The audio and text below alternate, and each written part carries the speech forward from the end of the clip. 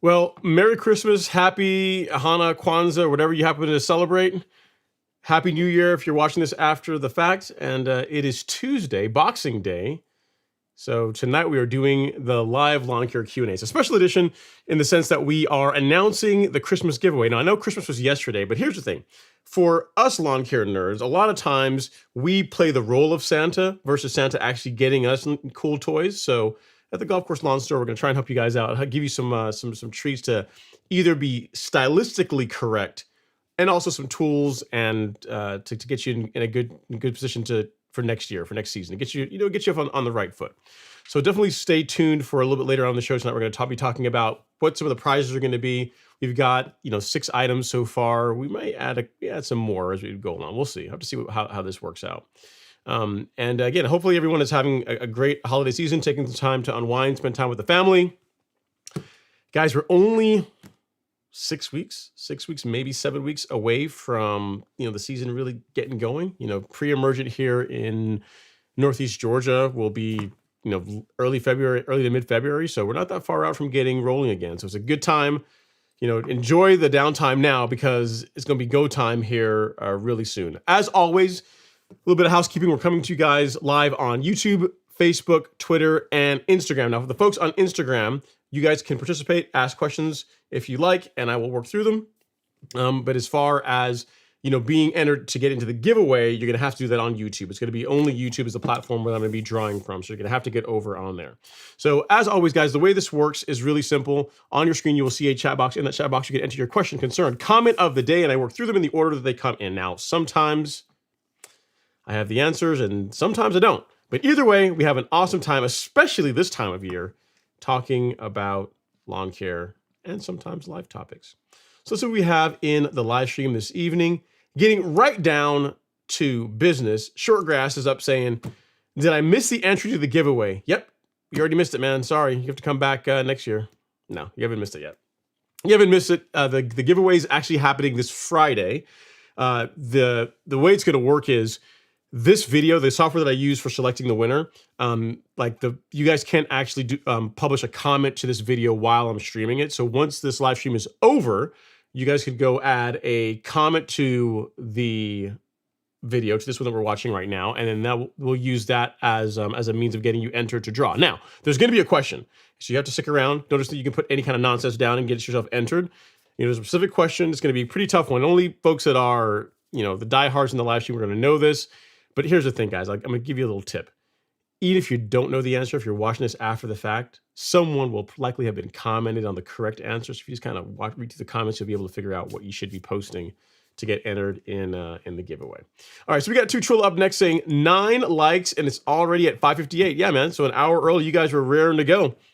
Raring to go. I mean, I know you guys are. The ravenous bunch you guys are looking for free swag, free stuff. You guys are all going to be here. Next up, we got Jay Bear. He says, "Happy holidays, everybody." I holler. What's going on, Jay Bear? Thanks for coming to hang out. And then Two Trilla back again saying, "Happy belated Christmas, Stripe Action Gang." Yeah, it's been a wet Christmas around here. I mean, it's I'm not sure what part of the country you guys are in, but in Northeast Georgia, it's been raining a bunch. So you can see, I can actually show you guys. This was a short video of the lawn this morning. This is what we're dealing with. When I say we're getting a bit of moisture, a little bit of water here in Georgia, it's not a little bit. That's what we're looking at. So right now, lawn's very dormant, not looking its best, but you can see there enough water has fallen that pool formed. Now, this is already gone. I should have taken a picture this evening, but this morning, that's what the lawn looked like.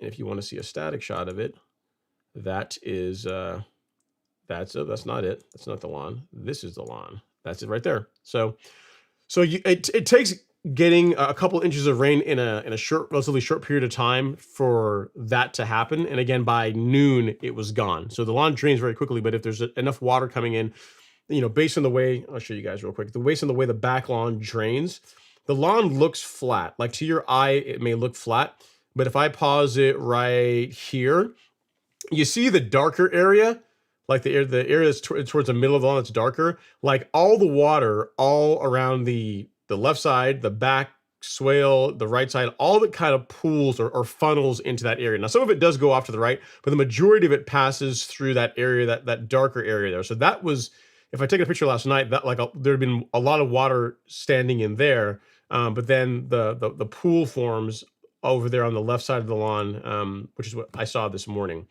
So there's limits as far as how quickly the lawn can drain, and when the amount of water coming down exceeds the ability for the water to leave, you get a small pool for a couple of hours.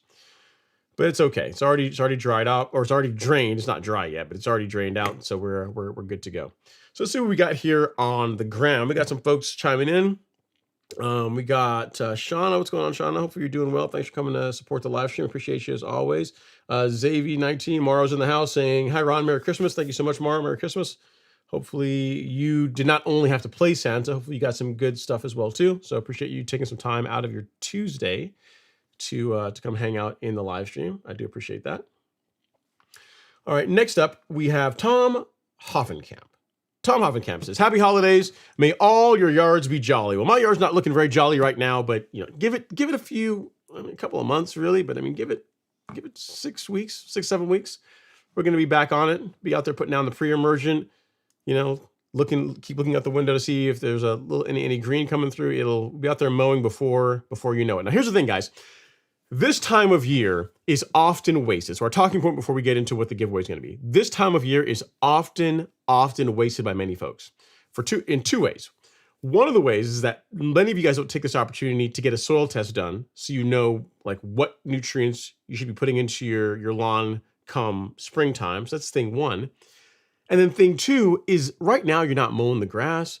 You're not really doing a whole lot of anything. So it's a great time if you have any kind of equipment to get it sharper, to get it cleaned up. You know what I mean? So if you have like your string trimmer, your reel mower, assuming you're not going to be scalping with it in the springtime, now's a great time. All the shops that do that kind of work are slow this time of year. So you can get your equipment, get it in there, get it taken care of, get it all, all cherried up and and back to you. You're not going to be one of those folks in March, like all the people that are uninformed, right? In March, April timeframe, realize, oh, I have a lawn, and oh, I have a mower, and it needs maintenance, it needs an oil change, it needs, whatever, new air filter, it needs to be sharpened.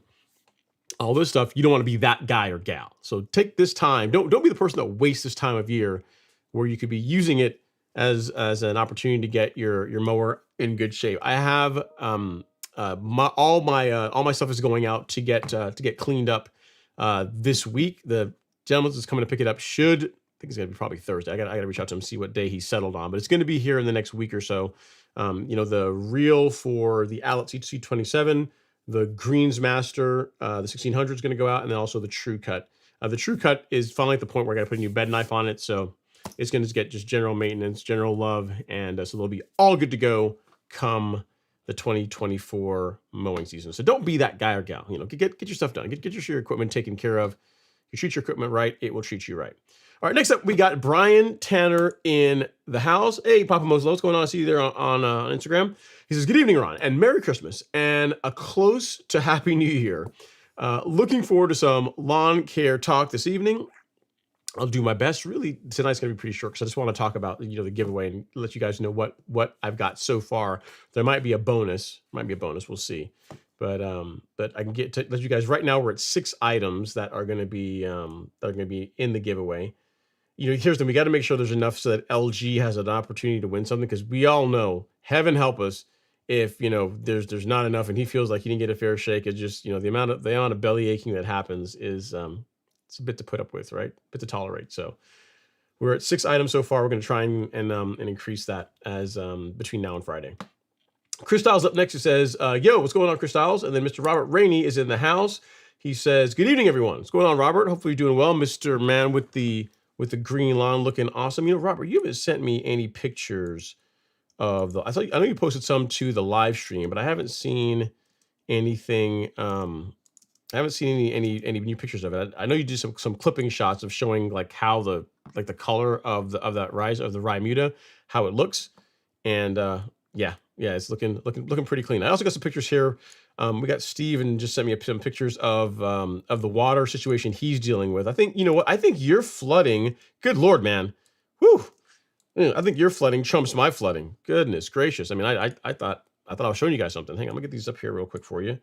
So this is his front lawn, and here's the thing. This is what's draining off from the back lawn, guys. This is picture 1, as far as what he's working with.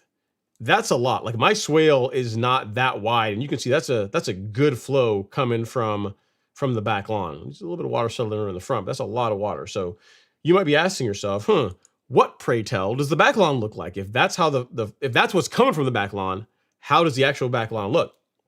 Fortunately, he sent us some pictures here. So he's got his pool, and this is picture 2. If you look in the background there, you can see that whole back area. The pool's off to the right. That whole back area is flooded. I think I've got one better one here. That is it's pretty nasty. Wow. That's a lot of water. So that is what is feeding that. So so you got me beat, sir. That's it's quite a bit of water. It's definitely more than I am contending with. Where you tell me where in the country you are. But that's a lot. Hopefully your lawn drains well. It looks like it does, but that's a lot of standing. It's a lot of standing water on the on your back lawn. My lawn doesn't quite get that bad. So yeah, fingers crossed that you drain enough pretty well. And yeah, he says where is it? He's in Dallas Fort Worth. He didn't tell me where he is. He'll tell us here later on where in the country. Oh, it's Dallas Fort Worth. There he is. Over 9 inches of rain in South Dallas Fort Worth. Tons of flooding. And here's the thing, guys. Texas is fairly flat. So as far as like whenever it rains, like I have family that lives in the Houston area, any kind of substantial rainfall and there's flooding is a big problem. So that I can absolutely see what's happening there. I mean, I don't know how deep that is, but that's getting it. It's a lot of water. That's a lot of water. And then, so guys, so you guys saw what's going on with my lawn, right? You saw the negative of the pool in the back lawn. We got Steven's lawn with massive flooding. And then Robert with his not so subtle flex, saying, hey, there's no off season. I gotta show you guys that I'm still representing, still holding it down for the Stripe Action crew. He just sent me a picture of his lawn as it sits now, and that's pretty savage. I mean, you look at, you can see, like how the back lawn, my back lawn is, everyone says, oh, your back lawn, you could tell you care about it a lot more than the front lawn. Yeah, I mean, I care about all of it. Like, I love all my children equally, sort of, but the back lawn probably gets a bit more love than the front lawn. And Robert is very much the same way. You can see that his front lawn and the areas around the house are dormant. There's not a whole lot going on there, but that back lawn is absolutely fire. Color looks insane, man. Insane. Awesome, awesome, awesome stuff. Thank you for sending us pictures, things to aspire to. Gives us something to warm our hearts while we try and stay warm and dry this time of year. So appreciate that, Robert. Thank you for sending the picture. All right, next up we have Matthew Woodson. He says, good evening, everyone. What's going on, Mr. Woodson? Thanks for coming to hang out and say hello. And then Ignacio Paez says, Merry Christmas. How do we enter? All right, so we can get into that now. We can get into that a little bit now, because many of the questions are now, how do we enter the drawing? Robert's being savage saying LG already won. Yeah, he would like that, right? And then Darren Proctor. So guys, so the way you enter it, once the live stream is over tonight, which again, it's not gonna be a really long show tonight. Once the live stream is over, and those of you guys on Instagram or on Facebook or on Twitter, you got to come over to YouTube, because I'm only doing the drawing from there. So tonight's live stream, the one that has me making a funny face and it says Christmas giveaway, on that live stream, the one that's on right now, I'm gonna actually link it here in the chat for you guys. They'll be like, oh, I got to the wrong one. I can't believe that I missed it, because it's only gonna be, you have to make sure you add your comment to the correct one. So it's gonna be this guy right here. And what I will do is I will also make this the pinned comment once it's all said and done, once it's all over with. So you'll be able to, you won't be any missing saying that this is the correct live stream to post to. But yeah, leave comment here, comment on this one. Actually, you know what? I'm gonna do it at the bottom so that everyone that's on Facebook will see this too. Leave or say answer question in comment here. Okay, good. So there we go. So the question is probably the next thing you're asking me, right? So what do I need to say to enter? It's going to be pretty easy. If you've been following the live stream for a while, you would already know. So 3 weeks ago, seems like yesterday still at this point, but a few weeks ago, I had an unwelcome visitor. I'll even help you guys out here. Even unwelcome visitor in my front lawn that did, a decent amount of damage. There were some antics, but arguably I won out. What was the name? What did we come up with as a name for this guy? So that is what you have to enter at the end of the show in the comment to enter the live stream, to enter the contest. Again, so one more time, this is the guy. We had this this mole. He was destroying the front lawn, and we gave him a name. And if you don't know, there's a live stream, I think it was last week's or the one before last week's, that has that picture, and in that one we disclose the name of the mole. So enter that. That has to be entered as your comment in this one to be entered into the giveaway, which will happen on Friday. So you can't do it now. Don't spam the comments now, because it's not this one. It's the actual comments of the live stream of this video once the show ends. You can't do it just yet. All right. So next up we have Darren Proctor. Darren says, happy holidays to everyone. What's going on, Darren? And then Brian Lyons says, happy holidays from East Tennessee. Appreciate that, Brian. And then Ignacio says, Ron, what did you want for Christmas? Did you get it? I'm trying to think if I got some pants. And those are pretty cool. I like those. I guess that was like one thing. I don't know. I didn't get a whole lot for Christmas. I got to spend money, but I didn't really get to, this kind of way it kind of works. I didn't get to get a whole lot of stuff for myself. I don't really need a whole lot of things, right? Most of the things that I want, or if someone's going to get something for me, it happens throughout the year. So I don't want to wait till like December to have to get whatever it is that I want. So I didn't get a whole lot of things. No Name says, congrats, LG. And then next up is Mary J. She says, Merry Christmas, Ron. Hope you had a good holiday. It's been relaxing. Thank you so much for asking, Mary. Says, any updates on the Revolution 26 you can share? It should be starting to ship next month. Is what I'm hearing. That's all I can share. I mean, the you guys have seen the bulk of it. There's been a few tweaks here and there, and a couple of additions that I think that no one's going to be upset about, or are kind of cool. And I would let Leave or the someone else from the team at Real Rollers to disclose that. I'm not gonna share any of that stuff without. I mean, if they want to talk about it, they can. But you're gonna find out soon. You're gonna find out soon, Mary. Soon they're gonna be all over the interwebs. People will be talking about it and taking pictures of it and showing videos of it. And be like, oh wow, there's this cool thing addition that's there that we didn't expect to happen. We didn't know that was gonna happen. So you will see soon enough. You'll see soon enough. Next up is Jason Harrison. He says, enjoy the show. I have to catch it later. I am on a cruise. Wow. Well, and we appreciate you coming to hang out, Jason. And here's the thing. I know that was an expensive comment to make because internet access on cruise ships is not cheap. So I do appreciate the you being concerned enough to come in and at least say hello on your cruise. Go out and have some fun. Drink a libation. Drink a libation for me, and make sure you spend time with I guess Mrs. Harrison, so you don't get in trouble. Have fun. All right, next up is the Longineer. Vince is in the house. He says, happy holidays, everyone. Wishing everyone a happy and healthy new year. Thanks so much, Vince. Appreciate you coming to hang out. And then next, our first question of the evening comes from, or not, our first question that's around a lawn care product of the evening. It comes from Greg Oppman. He says, is the Allet C34 Evolution worth it? Right now, I cut with a 21-inch rotary and it takes 1.5 hours. How much time will the Allet cut off that? So I don't have the 34, Greg. Mine is the 27-inch of the Evolution, and it does a great job as far as mowing speed and just all the other tools that come with it. As far as the other cartridges that allow you to do more with the mower, I can mow the entire front and back lawn. That's just mowing the back lawn with the Evolution, and then the front lawn with the 1600 in under an hour. And I have around 11,500 square feet. So I don't know how big your lawn is, but the wider track of the mower does save quite a bit as far as mowing time. It is going to speed it up. It is faster than what I had when I was mowing with the True Cut. I mean, the True Cut is a 25-inch. I mean, it does make a difference. It is. I mean, it's not going to be like night and day. It's maybe 10 minutes. Maybe 10 minutes faster, thereabouts. And then overall, the quality of cut is better.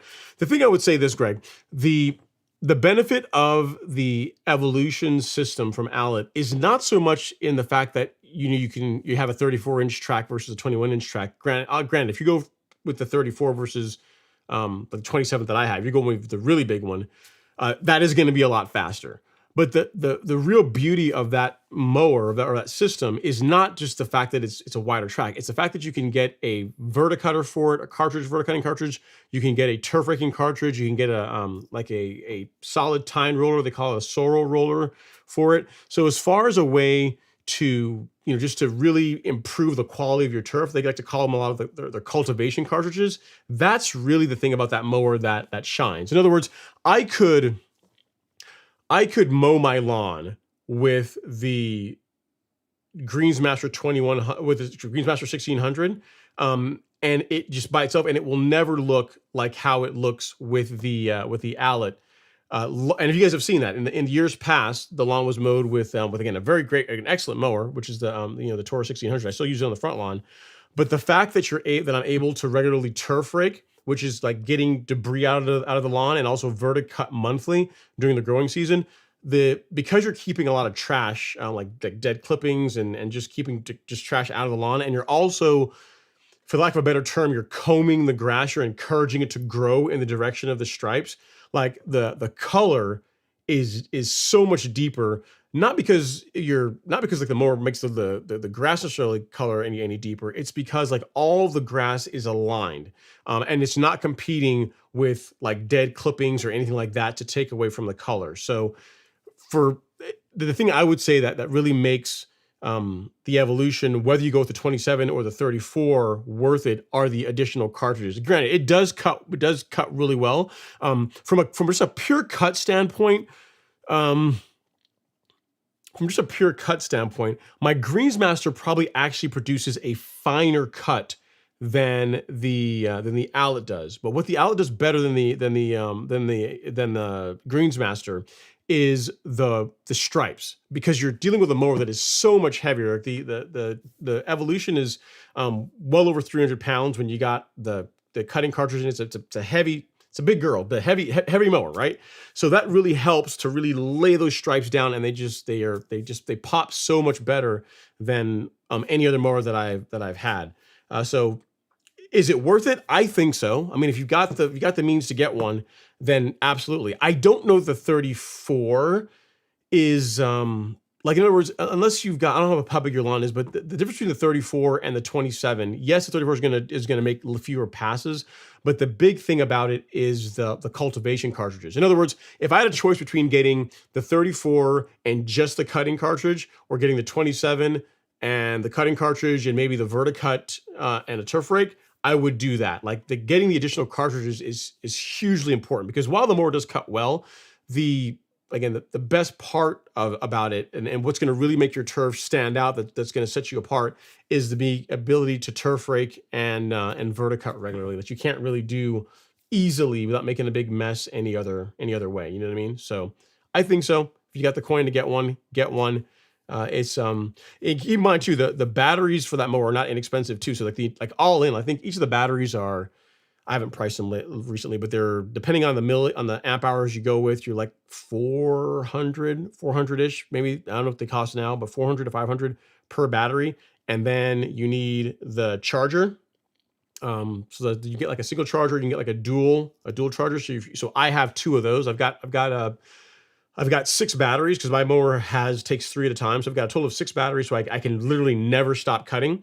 And I've got 2 sets of chargers. So I can be out mowing, and by the time I run down the batteries out there, which again takes a bit of effort to do, the ones that are inside are charging. So literally the limitation is me. Like, the mower can run literally 24/7 if I wanted to, because of having an extra set of batteries. So and the 34, I think, takes 4. So you're going to be adding additional 2 batteries to that, right? So you have to get at least 8 if you want to be able to do that. So it's really your call. It is like a 34-inch cut is going to take less time than a 21-inch cut, all things being equal. Like, assuming you're dealing with a big open space, there's not a whole lot of areas to mow around, that kind of thing. Just a big open field, 34 is going to be faster than the 21. But I would not get the mower strictly and only with a cutting cartridge. I think you're really doing yourself a huge disservice if you do that. Make sure you get the other accoutrement as well too, particularly the Verticutter. Verticutter is pretty awesome, and the turf rake. So Verticutter and turf rake. I have the sorrel roller. That one I'd say it's kind of optional. You could not do that one if you didn't want to,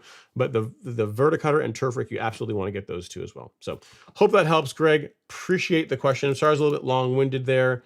But you got me talking about mowers and things to help turf look awesome. So hopefully it helps with your decision. It's a great mower. Mine has run great for me. So I think you would really enjoy it if you got one. It's just I wouldn't get one just for the purposes of just like speeding up your mowing. I would, there's other benefits to it other than that. Okay, next up we have Brian Tanner. He says, got my soil test back, but I didn't have any time to send them in. I had low pH, so I added some Magical Plus before the rain came here in Georgia. Nice. I do have a very high sulfur level. Any reason for it? Just the sulfur in your soil is just higher. Like, it's not uncommon for that to happen on some properties, on some lawns. Like, if you look at soil tests for Texas, like particularly the San Antonio, Central Texas area, like a lot of those will have high calcium. Like most of the soil tests I look at from Texas have high calcium. It doesn't negatively impact the ability for you to get a great stand of turf. So it's not something that I would really worry about. You did use the Magical, which is great. The thing I would also tell you, Brian, depending on where you are, how much the pH, how low the pH is, like how much you need to really bring it up, you may also want to consider supplementing with like a dolomitic or calcitic lime. I've got a video that I can link for you here in the chat here in a second that helps you determine which of those two is correct for your particular instance based on your soil test results. So good job. Yeah, yeah. And again, high sulfur, not something that I would really worry about. And as far as the next question you might ask that I'll answer, even though you haven't asked it yet, is there a way for me to get rid of the sulfur easily? Not really. Not like removing nutrient from the soil in isolation is not easy. Like some folks will say, look at some soil tests, and they'll you see you have a soil with like high phosphorus, right? Like the best way to avoid making that any worse is just not to add any more. Because while you can start bagging your clippings, and that is slowly moving a little bit of nutrient because you're not allowing the clippings to break down and basically become free fertilizer and replenish the soil. You're not only removing, in this case, say phosphorus in a vacuum, you're also removing nitrogen, you're removing the microbes, you're removing a bit of everything, like trace amounts of everything that happen to be in those clippings, right? So there's not an easy way of just removing one in isolation. The best method of action is just not to add more. Is what I would recommend to you. So hope that helps, sir. Let me get you the video here on soil pH. I think it's under this section. Yep, found it. Tell you what, Google is pretty good at search. They are good at search. Let me see here. So at Brian Tanner or Brian. Yep, there we are. Got you here, Brian. That's the video on soil pH. The one you're going to want to look at. And all right, next up, moving on. 027. All right. Moving on, we are up to No Name. No Name says, hey, Ron, looking forward to some wonderful lawn talk. I hope everyone had a Merry Christmas. Let's hit that like button. Let's do that, guys. We've got, 72 people in here right now and only 59 likes. I say only 59. That's actually a pretty good ratio. But, we can do better. So if you have not yet hit the like button and you're enjoying the live stream, please do so. It's a free way to support the channel. Costs absolutely nothing and makes me happy. It's like a Christmas gift to me. In the meantime, I can go down here and grab Oliver's super chat, which is pretty awesome. Thank you so much, Oliver. Talk about Christmas spirit. Appreciate you. Super chat received. He says, Ron, it's been a pleasure to have learned from you the many aspects of lawn care. I just want to say thank you for all your help throughout the season. Can't wait for 2024. Merry Christmas and Happy New Year. Thank you so much, Oliver. I really do appreciate that. And, you are currently our first and only super chat. It seems like everybody else spent all their money on Christmas gifts. They didn't save any for the live stream. I appreciate you saving a 50 spot for me, Oliver. Thank you. Thank you. And because of that, sir, you are the show sponsor. Your name in lights for whatever that means to you. I said Oliver team. I made you French. Get this out. Get the E out of there. And I will get both E's out. Man, I don't know. I can't type tonight, right? There we go. All right, your name, in lights, whatever that means to you. I really do appreciate it. Merry Christmas. Thank you for all the generosity, and I'm glad that the content was helpful and hopefully also a bit entertaining as well. While I take a sip of my lemonade, you guys hit the like button. I'm going to put some LG Summon music on, little Tango Bolero. While I look for the next comment. Let's see what we have.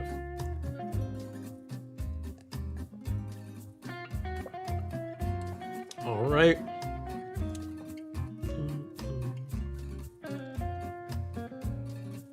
All right, next up is Robert Rainey. He says, downtime, I'm still going strong with the lawn care. So here's the thing, guys.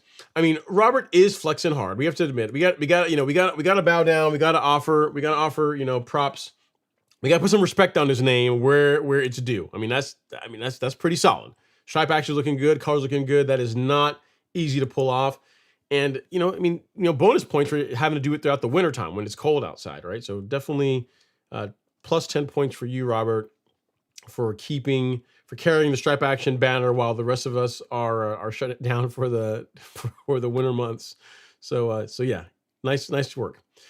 Jeanette Brooks is up next. She says, good evening, all. Getting mentally prepared for the new season. Yeah, I mean, it's a good time to get into that, Jeanette. Get your equipment taken care of. That's a big thing. That way you're not stressing about, having to do it when everyone else is trying to do it. That's thing one. And also, as I said in last week's show, is get your pre-emergent strategy down. Like, at this time of year is a good time to figure out, hey, am I going with dithiopyr in the spring? Am I going with prodiamine in the spring? Am I going to be using something else? And get that stuff and have it set aside. Like, you go here, you can, here on the Golf Course Lawn Store, we got you covered as far as, oh, there he is, little savage. Here under the shop and then weed killer section, if you search for pre-emergent, we got you covered as far as options for warm season lawn only in the form of spectacle flow. You got some granular options, and you got prodiamine in a water dispersal granule. So figure out which way you want to go for that, and get that stuff ordered so that way you're good to go. You got it all set up. If you've already got a soil test done here recently, you can then also stock up on your fertilizer as well. I mean, just there's no reason to not get going as far as getting your, at least the first part, like your March, I'd say your February, March inputs, ordered, having them ready so that you are so you're good to go. And enjoy the downtime, because it's going to be here before you know it. We're going to be out there mowing before you know it, and you're going to have to be out there, because think about it, Jeanette. I mean, you're here on a Tuesday night on Boxing Day on a lawn care live stream. So I'm pretty sure that you're that gal, you're that person in the neighborhood. And here's the thing people don't realize: it's a lot of pressure. It's a lot of pressure. It's a lot of it's a big responsibility to be able to dominate your particular street, your particular block, your particular corner. I mean, you look at what Robert's doing here. I mean, he's for the Southeast United States. I mean, this man is representing for all of us. For all. It's not, while we can just sit here and look at this picture, there's a lot of sweat and tears that goes into doing that. So I get it, Jeanette. People on your street that say, oh, when they just walk by casually, say like April or May timeframe, and they say, oh, Jeanette, I really wish I had a lawn that looks just like that. And you're like, you have no idea what it takes to create this. Like, I started working on this. Like, I meditate at night. I think about, what I'm going to be doing this happened this week. Whenever someone else starts up a lawnmower, I go to the window to see who's out there, to see what they're doing. They don't realize the level of commitment that it takes to create a lawn and to dominate consistently throughout the season. So I'm with you there, Jeanette. Taking some time for mental preparation, it's a good thing. Good thing. All right, Julius Elias is up next. He says, when should start spring? Let me start over again. He says, I think I'll just paraphrase your questions. I think I know what you're asking, but I'll just paraphrase it. He says, when should I start weed control in the spring? Excellent question, Julius. So as far as pre-emergent, the most correct answer is before the average soil temperature. So say take like a 5-day average. When before the 5-day average is in the mid 50s. So what that means is when your average soil temps are in the high 40s to low 50s, so say 48 to 52 degrees, that's a good time to get your pre-emergent applied. It's important to get your pre-emergent down and applied prior to soil temps getting really much above 55 degrees, because that's when weeds like crabgrass begin germinating, and you want to have the pre-emergent in the soil prior to that for it to be most effective.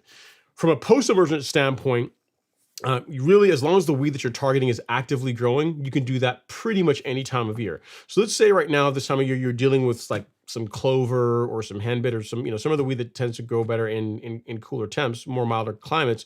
You could, and you had say warm season grasses, so I'm just going to talk about that. You could use something like Celsius. You could use like this our Celsius Certainty herbicide kit, which comes with Celsius, Certainty, surfactant, and marker dye. And really, as long as the weed you're targeting is actively growing, that you can do pretty much whenever. When it comes to spring pre-emergent, though, before your average soil temps are in the mid 50s is what you're after. Now, what that equates to for me, what I tend to do here in Northeast Georgia is in early February, early to mid February is when I get my pre-emergent down. Yes, that is a little bit earlier than perhaps some people do, but I get great results with that. And I don't really have a lot of issues with breakthrough or with crabgrass or any other warmer weather weeds in my lawn. So a bit early is better than a bit late. The lawn care services in my neighborhood start in January. Like in the last week of January, third to fourth week of January, you'll see the trucks in here rolling already, putting down pre-emergent. So depending on where you are in the country, that's obviously going to change. If you're in New York, you're not going to be applying pre-emergent in February. But if you are in South Carolina, southern Georgia, Mississippi, somewhere where your winters are a bit milder, February, you could absolutely be doing pre-emergent. You know what I mean? So it really depends on where you are. But the most correct answer is before average soil temps are in the mid 50s is when you want to have your pre-emergent applied for best results. So hope that helps, Julius. And again, that's for preventing weeds. For controlling existing weeds, you can do that pretty much any time of year. It's just whenever the weed that you're targeting is actively growing. Just make sure you use a herbicide that is safe for your particular grass type and that is labeled to control that weed, if it makes sense. So, great question, sir. I appreciate it. I like where your mind is, getting ahead of the game. You know, getting your thinking about your pre-emergent and also perhaps some post-emergent control if you need that. And guys, you guys may have seen it there in the blog. There is a new blog that I didn't get to talk to you guys about because it was released between like last time show and the show today. So because people really seem to enjoy the content talking about eliminating moles, we have a new blog post on mole control, how to get rid of moles in your yard. That is not the one that was in my yard. This one is much cuter. The one that was in my yard had he had like a bandana. He's probably I think he's like a Crip. I'm between those those kind of gangs. He was a Crip. He had a bandana going on. He's pretty savage. I mean, he was walking with it whenever I was trying to chase him, he'd walk around with a cane, trying to act all pimp. But yeah, this is not him. This is much cuter. The one that is right here, this is a much cuter version than the one that I was dealing with. The one that I was dealing with was a straight thug, and he got his, right? You know, thugs, the only one waiting for thugs to go out. But the idea behind this is not just to tell you, hey, go, get this particular product or to help eliminate their food source. It talks about why moles, target lawns, what they look like, their behaviors, activities, things you can look for that show that you might have moles in your lawn. Talk about the damage caused by them, the negative effects outside of the obvious of just making your lawn look like a construction site, right? There's that, like what attracts moles to your lawn, and then methods for controlling them. You know what I mean? Like you guys have already seen. I mean, I've only got one of these. I still got the Judge here. I really like this. This is a good one. Excellent trap. So the scissors trap is a great option. That's the one actually that took out the man. I'm not gonna say his name because you guys need to know. I mean, you got to. If you haven't watched that last week's live stream or the one 2 weeks ago, you got to watch to know the name of the mole that was in my front lawn. I'm not going to give it away. Here tonight. But anyway, the scissors traps, these work quite well. It talks about like how the best way to set the traps. I also talk about the harpoon type traps. I didn't use this one, but you can see what they look like. It's kind of like it's almost like a bunch of like knife blades that shoot down and, for lack of a better term, harpoon impale the mole, and talks about again how to use those, shows like how to place the scissors trap, what it should look like once it's there. This is our mole video from like last year when I had to deal with that, and then talks about baits, using smoke traps, fumigants to try and get them out, and everything. So it's as comprehensive as I could get it as far as everything that I know about eliminating moles, based on a couple of different ways that I've gone about doing it. So hopefully you guys get some value out of it. Talks about using a celloprine to help eliminate or reduce their food source in the form of grubs. So it's fairly comprehensive, you know what I mean, as far as deterrence and then more permanent approaches to taking care of moles. So hope you guys get some value out of that. I'll link that here in the chat so that all of you can benefit from it. But that's a new blog post between last week's live stream and this one. How to get rid of, I'm going to say this, I'm going to say how to get rid of moles. I'm going to say how to get rid of lawn thugs. If you get lawn thugs in your lawn, this is what you got to use. Read this blog post. You should probably call it that, how to get rid of lawn thugs. All right, next up, we have... We have Stephen. No. Next up, we got Daniel Mitchell. Daniel Mitchell says, "Happy holidays from Madison, Mississippi." Happy holidays, Daniel. So that's an area. Now that's an example of someone who likely will be getting his pre-emergent out sooner than, like, say, someone in Arkansas or Jersey, or so anyone that's further north. So. Happy holidays, Daniel. Appreciate you. And then Michael Anger says the giveaway is too easy, Ron. It's easy for you guys, but I mean, I want to make it easy. I want everyone to be able to participate. So we've got 6 prizes. I can tell you guys what the prizes are going to be. So we're doing so far 2 2 soil test kits, because this is something that's going to help you out, something you can actually use. And also part of the rules are once you've won a prize, you can't win like another one. So there's only like one win per person. So we're going to be giving away 2 soil test kits. And then also we're going to give away 3 of, because every time I give away one of these shirts, I get emails from folks saying, hey, how can I buy one of those? I want one. So a way for you to win one or win 3 of them without asking the Miramichi question of the evening is going to be the giveaway. So you're going to have the opportunity to give away 3 of these. You'll be able to select the one in your size. So 2 soil test kits, 3 Greatness from the Ground Up shirts from Miramichi Green, and if you guys can count, that's 5, 2 soil test kits, 5 t-shirts. And then in addition to that, we're going to be giving away, where is it? Under lawn fertilizer, we're going to be giving away a golf course lawn carbon kit. Golf course lawn carbon kit. We're going to be doing the 5,000 square foot 901C kit. So, if you want like a little bit of liquid fertilizer, kelp, a little biostimulant, a little bit of everything, some of that good for your lawn, you'll be all set there. If you're someone, here's the thing: if the person that wins tells me, hey, I don't want something with fertilizer in it, I can go from the 901C to the Release Zero version if you want. So if you already have like a liquid fertilizer that you'd like to use, we can absolutely do that as well too. But it's going to be one of these 2. So it's either the 901C carbon kit or the Release Zero carbon kit. That's going to also be given away this Friday as well too. So that is prize number 6. There may be something else, but that's the 6 that we are at right now. And again, to enter, not super hard. You just have to know the name of the lawn thug that was trying to flex on my lawn and ended up getting his. If you can enter that as a comment once this live stream is over, then you're good to go. We're going to be doing the drawing on Friday evening, normal time, 7 p.m. Eastern. All right, next up, we have No Name. He says, let's get a shot of that lawn, Robert. So I just showed it. He sent me a picture of it, an email. It looks pretty savage. Ben Raham's in the house saying, happy holidays, everyone. What's going on, Ben?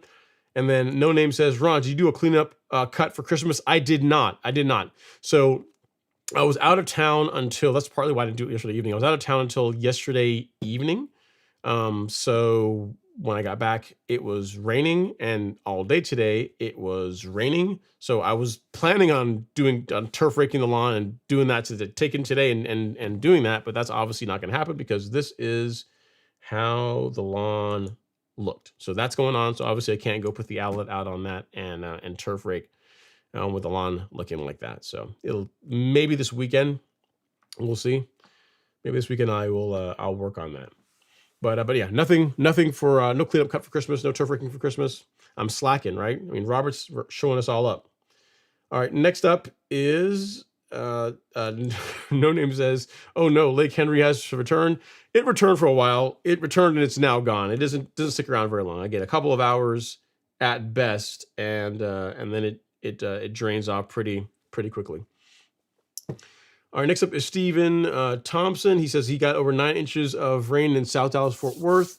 Tons of flooding, more grading to be done next spring to redirect the water flow off the property. Yeah, I would say so, Stephen, because what you're dealing with there is, nope, that's not that.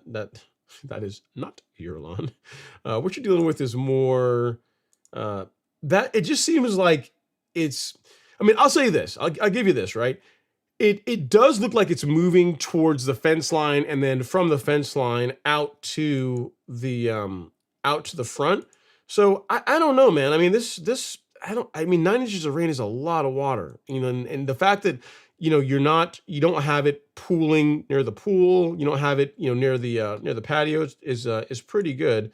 So I don't know. I don't know that grading is going to do a ton for that. Now, what you could do is if you've not top dressed, you can consider top dressing it. That is going to help improve drainage. But 9 inches of rain is a lot of water, man. That's a lot. As it's 9 inches of rain in Texas is especially a lot of water, because Texas does not. I mean, you guys pretty flat, doesn't drain super quickly. So you might be able to get it a bit better with grading. I would look into top dressing next year, because I always say that. one of the best benefits, and it really wasn't one that I was intending. One of the best benefits that came out of top dressing my lawn was how much better it drained. Like, yes, it's smoother, and yes, it looks nicer. And you can cut it shorter, and you get oohs and ahs. And people are saying, "Ooh, it's like a golf course." But really, the biggest thing was the fact that it just pulls water away from the surface so much better now that it's been top dressed a few times. So if you've not done that, I think that's worth considering, because the grade doesn't honestly look too bad to me. Like, if you look here, I mean, the water's going, it's hugging the fence line, it's staying away from the house, which is good, and then it's kind of following the fence line out to the swale in the front, right? So it's doing what it's gonna do. Again, 9 inches of water is a lot of water, especially in Texas. So, all right, next up we have John Salter. He says, I put down 1,500 square feet of zoysia in Georgia on October 17th. Would it be too soon to apply pre-emergent in February? It depends on how it's rooting in, John. Bermuda, I would say no problem at all. With zoysia, what I might say is this: if you're going to go with pre-emergent in February, go with prodiamine and do a split application. Don't go at the heavy. Don't do the single application route. Don't go that route. So you can go up to 0.83 ounces, dry ounces of prodiamine per 1,000. That's like your annual limit. I would not do that. I would go somewhere more along the lines of like say 0.3, 0.4 in February, like late February, leaning closer to March. And then if you want to do more in April, that would be fine. That way you're not hitting a relatively new lawn with a higher application of prodiamine. It's probably going to be fine. Bermuda would absolutely be fine. But if you just want to err on the side of caution, go lighter, go easier. So take your whatever rate you're going to use. If you're going to try and get out the annual limit in the springtime, break that up into a couple of applications so that you're not being too hard on the roots that are still trying to catch themselves in your new zoysia lawn. So hope that helps. Again, it's hard to really answer without seeing the lawn. Like, if you told me you did it in October 17th and the lawn is rooted in nicely and you can't tell that a new sod was installed and it looks great, like you're out mowing it and it was just looking awesome, then you may be able to go a bit heavier. But if you just want to err on the side of caution, just go up for the application in February, or really like late February, leaning more closer to March. Go out at a lighter rate. Don't go out at the full rate for the February app. That's just gonna give yourself a little bit more insurance so that you don't have any potential root clubbing issues. Again, I don't really think you would have that, but just thing one, use prodiamine, and then second, back off on the rate for the first application. And you can always always apply again in April. And I think that's going to be a good way to go as far as your new zoysia lawn. It's going to give you the benefits without imposing a bunch of risk to your brand new lawn. So good stuff. What kind of zoysia did you put in, man? You didn't tell us. You just said you did zoysia. You didn't tell us what kind of grass. Which one did you go with? You go with Xeon. I gotta tell you, I used to think that Xeon was the one that I think Xeon is a very pretty zoysia, but I gotta tell you, if you can get past the fact that it kind of looks like St. Augustine a bit, El Toro or / Compadre is pretty legit, man, because it's green all the way down to the base. So you can, if your lawn gets a little bit long and you decide you're gonna reset the height of cut, you don't really have the scalping or the discoloration that you get with Bermuda. And I got to tell you, like, later on in the season, it looked awesome. Like, the Xeon looked okay, but the El Toro zoysia on the River Wilderness Tour part was fire. It looked really good. So just, I don't know what kind you did, but I got to tell you, seeing that made me a bit of a believer out of that all roads don't necessarily have to lead to Xeon when it comes to zoysia. Compadre / El Toro can look pretty good too. All right, next up we got Doug. Doug is in the house. He says, I have a little poanua in my yard here in North Carolina. Should I spray some Certainty now or wait until it gets warmer? It's your call, Doug. I mean, if you apply Certainty now, if you spray Certainty now, it is going to take a bit longer to work. I don't know what the temperatures are in North Carolina right now. The big thing with Certainty and poanua is make sure that you're spraying at the correct rate. So the base, the lower end of the rate for Certainty when you're trying to control POA is 1.25 ounces per acre. So pretty much if you had an acre, it'd be the entire bottle over an acre, right? But that rate is between 1.25 ounces per acre all the way up to 2 ounces per acre. So what that equates to is one large scoop and then one or two of the small scoops per 1,000 square feet. If you use that rate for spot spraying in the areas where you have POA, that's going to produce a really good result. I've tested like the 1.25 ounce per acre rate. That works okay. That tends to work a little bit better like in like Marchish time frame when temperatures are a bit warmer.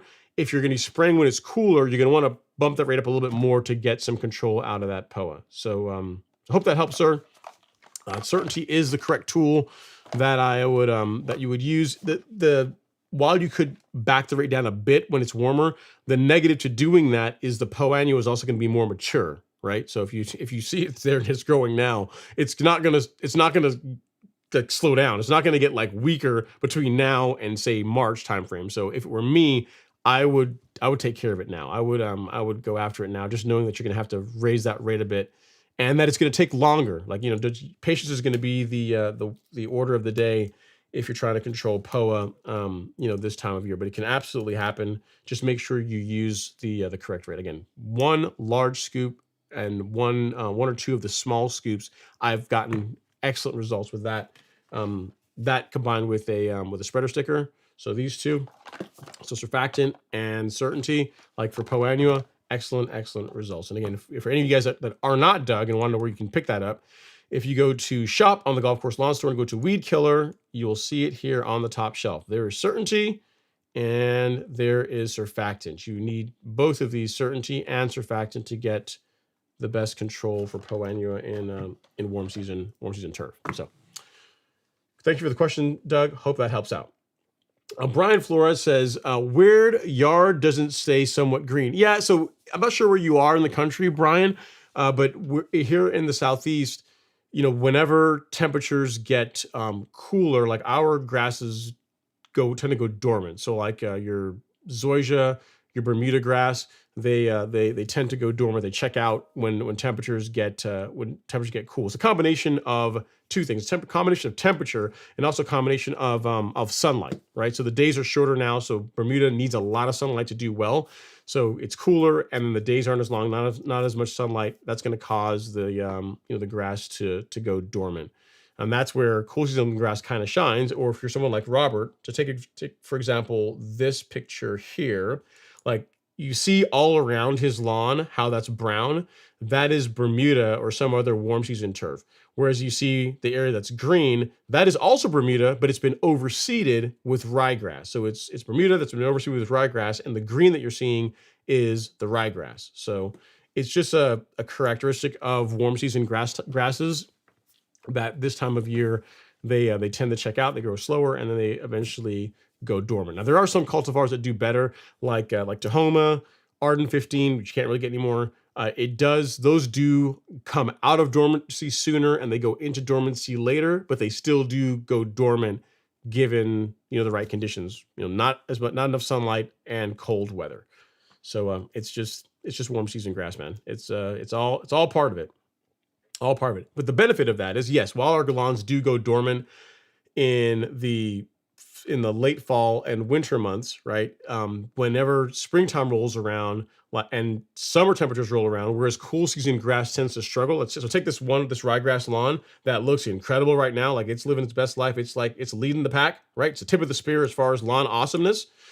That same lawn, if you were to take that same grass type and put it on that same lawn in, say, July, it's going to be hating life. It's not going to have that nice color. It's going to be looking wilty, and it's just not going to look great, because warm season grasses like Bermuda, zoysia, St. Augustine, they love heat and they love sunlight, and a lot of that happens in the summertime, right? So the way I was think about it is like our growing season with warm season grass, it's more like a large hill, like a gradual hill, to where it starts off slow in March, April timeframe. It peaks in June, July, August, and then it slowly begins tapering off again, right? Whereas cool season grass really does well. It looks its best in the spring, and looks its best in the fall. In the summer months, you're really just trying to get it, just keep it alive, keep it, get it to survive. Fescue is one that does fairly well in summer as well, as long as you keep enough water on it. But for the most part, with cool season turf, you get 2 growing seasons. You get one in the springtime where it looks really good, in the fall it looks really good. In between, it's again, you're just trying to make it not die for the most part, right? So yeah, you have to kind of pick your poison, pick which one you want, and that's appropriate for where you are in the country. So yeah, if you're from up north and you look at our grass, you're wondering why it's brown. It's completely normal. That's how it's supposed to be this time of year. Check back in like 3 months. It'll look a lot better. All right, next up is Gary Freeman. He says, happy holidays, Ron. Hashtag Strap Action Gang. Happy holidays, Gary. Appreciate you checking in, sir. And then next up is the 2 Trilla from Manila saying, happy Tuesday, Ron and Strap Action Gang. And thanks, Steven. I got the picture from you as far as the flooding in your lawn, the 9 inches of rain. And then next up we have Ignacio Paez. He says, lots of dandelion and thistle right now. Prodiamine doesn't protect against broadleaf. Should I spray Celsius? Yeah, so prodiamine does protect against broadleaf weeds, but it's only before they start growing, Ignacio. If you're trying to control dandelions, yes, you can absolutely use Celsius for that. Celsius, this, and surfactant. Let me use the right camera. So Celsius and surfactant, this combination will knock out dandelions. Prodiamine does have control against dandelions, but you have to have it in the soil prior to it germinating. So once it starts growing, in other words, by the time you see it, prodiamine is not going to really be effective anymore. That's when you have to turn to these guys. If that makes sense. So it does work. You just have to make sure you have the pre-emergent in the soil prior to the dandelions showing up. And if you're going to use Celsius, use surfactant with it for best results. You're absolutely going to want to use surfactant to get the best results out of your weed control. All right, Ignacio Paez. Great question, sir. Great question. Remember that there's 2 when it comes to, for a weed-free lawn, there's 2 parts to it. If you're doing it right, you're using pre-emergent twice in the year, once in the spring, once in the fall. And if your timing is correct and you're using good products, if you're using, say, prodiamine or dithiopyr in the spring, and then you're using a product like, say, if you have warm season grass, using something like Spectacle Flow in the fall, like between prodiamine and then Spectacle Flow in the fall for warm season turf, that's going to do the majority of the heavy lifting as far as keeping the bulk of the weeds out of your lawn. Now, are you going to have a little bit of breakthrough here and there in the spring and summer months? Possibly, but it's not going to be anything like what it would be if you did not use pre-emergent. And that's where having, a bottle of Celsius, having some certainty is great for spot spraying, for knocking out, the weeds that happen to a little bit of breakthrough that you might get. Part of the reason why I put certainty in the warm season kit, because if you look here, Ignacio, in the warm season kit, you get 4 different items, right? There is Celsius, a marker dye, surfactant, and uncertainty. So for most people, Celsius does a lot of the heavy lifting. Like it controls, as far as like broadleaf control and warm season turf, it really doesn't get a whole lot better than Celsius. It's an awesome product, and it does the thing that is difficult to do with herbicides, which is control weeds and while minimizing damage to your turf grass. So Celsius is awesome for that. Its compadre is certainty, and the reason why I put certainty in here is not necessarily for broadleaf control, because certainty isn't great for that, but it's really more for sedges, right? So if you think about weeds like Kalinga, nutsedge, the various types of sedge families, that is really where certainty shines. And if you spray this stuff, like if you're using this for sedge control when it's warmer out, so between April, like late March, April, all the way into early September, like you can use very little of this. You can use like a 0.75 ounces, so 3 of the small scoops per 1,000 square feet, and it will absolutely decimate sedges. This is an awesome product for controlling sedges in your lawn, and it also controls POA as well. But the thing that most people use it for is people use it for sedge control and for POA. But I mean that's why this is in the kit, because it fills in the gaps that Celsius doesn't. Like Celsius control for POA practically non-existent, and for sedges also not great. I think it controls like one or 2, just not good. Whereas this is an awesome product for sedge control. So that's why both of them. That's why you unless you're cleaning up a lawn like that's just covered in weeds, you normally can use one or the other. You know what I mean? It's not necessarily often required that you need to use both at the same time, because they're designed for different weeds. Like again, cell certainty really shines for sedge control and a few other specialty weeds. And for broadleafs, for the most part, it's going to be Celsius. So hope that helps, sir. Great question. Sorry that you're dealing with dandelions in your lawn, but you know, sounds like you got the tools to be able to clean it up. So go forth and spray, wear your PPE, and have fun. And be patient. This time of year is going to take a while for weeds to die. All right, next up is Shauna. Shauna says, so far, so good.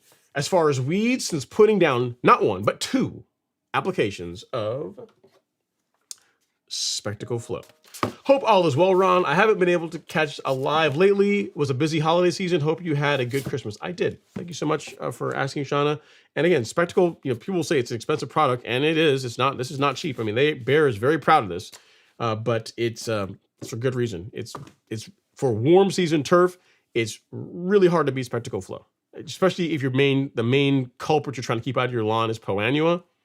It really doesn't get better than Spectacle. Like I've used multiple different combinations to try and control POA. I've done straight prodiamine, which works kind of okay, but not great. I mean, it's better. Again, it's better than nothing. I've done straight prodiamine.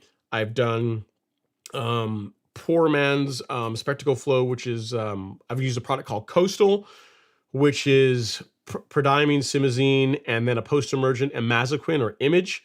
That works pretty good. I mean, it approaches the control of Spectacle from that standpoint, but it just doesn't last as long. And then you can also mix them. So Coastal is a product. I think it's still around, but it's a product that had that blend already done for you. And then if you don't want to use Coastal, you can make your own blend by again buying Princep, which is your simazine, Barricade, which is your prodiamine, and then Image, which is your imazaquin, and you can make your own blend. And I've got like a video from I think a couple of years ago in the fall that shows the way that the rates that I like to use that produce a good result. But that's more work, and you're buying 3 different herbicides. And while it does do a good job controlling POA, it's still not as good as Spectacle Flow, and it doesn't last as long as Spectacle Flow. Like Spectacle, you apply it, and then really you're done with pre-emergent in your lawn until springtime. Like you're done until whenever you're ready to do your spring pre-emergent. So February, March timeframe. So it's an excellent product. And the reason why it costs what it costs is because it's worth it. It's absolutely worth it. I'm glad you're getting great results, Shauna. Next up, we got Darren Proctor in the house. He says, "Let's go! Hit the like button, everyone." Now, guys, Darren is if you're the right person, I'm thinking about Darren is like a barbecue master. If you want some tips on like rubs and seasonings and that kind of thing, reach out to Darren. Like he sent me some stuff that is awesome. So I don't know how to get a hold of you, Darren, but he's he's the man knows how to make food taste good as far as seasonings. So yeah, thanks. I'm glad to see you doing well, sir. Appreciate you coming in to take some time out of the holiday season to come say hello. Means a lot. Next up is Brian Tanner. He says, "I think I measured here in Woodstock. It's around 1.5 inches. Yeah, so it's enough. It's enough to get to cause a slight flooding for a couple hours, and then it's already drained away. It's already gone." John Stewart is up next. He says, "Hey, Ron, happy holidays. How about them Ravens?" The Ravens. Oh, guys, here's the thing. And this has anything to do with lawn care, but something I'm kind of proud of. So I am in the finals. I'm playing this Sunday. So I'm having playing Tuesday. Thursday. I have this Sunday. I am in the finals for the championship in my fantasy football league. So yesterday, the fantasy football gods aligned, and Debo didn't get any he didn't get the points he needed to get, which is good. And yeah, so now I'm in the finals. So I'm pretty excited. It's the first time I've ever been in the finals. I'll probably lose because Pacheco got hurt, and I don't know if he's gonna be good to go by next Sunday. We'll see. But it's so fun to be here. Fingers crossed. Hopefully I win. But if not, whatever. It's mainly bragging rights. It's like a karate. It's a group that it's a fantasy football league that we use for our karate region between Florida and Georgia. So there's bragging rights. There's no money involved in it, but there's bragging rights. There's definitely, it's definitely something to be said for that. But anyway, going on, the Ravens got me thinking about that. Moving on, he says, the weather here in Maryland has been mainly in the 50s and wet. I put some Magical Plus. Is it normal for the tips of grass to turn yellow? I've not heard of that happening, John. I've not heard of that as a side effect of applying Magical. So like when I've used Magical, it's been a couple of years now. When I've used it, I didn't have that. I didn't have the yellowing of the grass tips. Are you sure you can attribute the yellowing to the Magical Plus? It could be disease problem. It could be it's hard to say. But I mean, if that did it, hopefully it's temporary. If you want, John, send me a picture of what you're dealing with here. Where's my email address? My email is ron@golfcourselawn.com. Send me an email of what you got going on, and I'll give you my thoughts on it. It's kind of difficult to tell you what it is without having a picture, but I've not heard of Magical causing that type of problem in the grass. So if you want to send me a picture of it, I'll take a look and I'll get you an answer here after the show. All right, next up is Ryan. He says, Ryan Babbage. He says, it's a good one here. He says, Ron, the backpack sprayer came in. Love that thing. Congrats. Word question. Do you separate your different chemicals into different sprayers? Should I use the backpack sprayer for just fertilizer? Excellent question, Ryan. I do not. I use the exact same backpack sprayer for spraying herbicides as I do for spraying for spraying like fertilizer, for spraying biostimulants. I use the same sprayer. But what I do is between uses, I rinse it out. So I never put the sprayer up with chemicals in it. So when I'm done, my process is I use up all the product that's in the sprayer, and then I will fill up, I'll put like a gallon or so of water in it. And I will run that through the pump, through the line, through the wand. So that really the only thing that's left in the pump and the wands and the lines is just water. So, make sure you rinse out the tank, make sure it's clean. And then when you're done with doing that, put a little bit of water in the tank and then run the sprayer. 15, 20 seconds is all you really need to where just clear water comes out of it, and then put it up. And then you're good to go as far as, moving between herbicides and fertilizers and biostimulants. Again, I've sprayed everything from Roundup and Fusilade, which is it's a pretty nasty combination against Bermuda grass.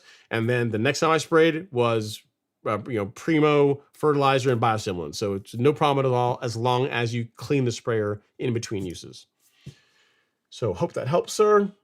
And here's the thing, I actually could do that because I have a flow zone. I've got 3 sprayers. I have a flow zone, I have the Yard Mastery sprayer, and I have a Chapin. So I could use one dedicated to each, but there's just really no need to do that. I mean, as long as you're cleaning up your equipment in between uses, which you should, then there's not a problem. You know what I mean? I mean, and also another benefit of doing this as well, Ryan, is you keep if you put, let's say you run like herbicides, or you run any kind of chemical through the sprayer, and you let it sit, and then I mean, I don't think this would happen to you, but let's say you let it sit for weeks, a couple of months afterwards, that stuff can dry and can gum up, can prevent the proper operation of the pump.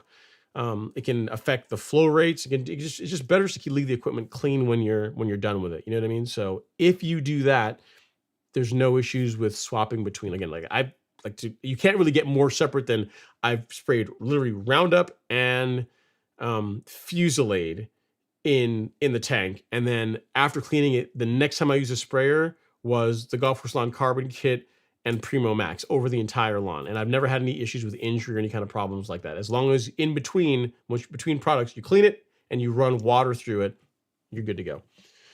You'll be good to go. Congrats on the new sprayer. Actually, we got to clap it up because it's new equipment. Use it in good health, sir. Enjoy the equipment. And if you have any other questions, let me know. But yeah, there's no reason to have separate ones, to have separate sprayers. I mean, like professional spray trucks do that because they'll have tanks of different things mixed up.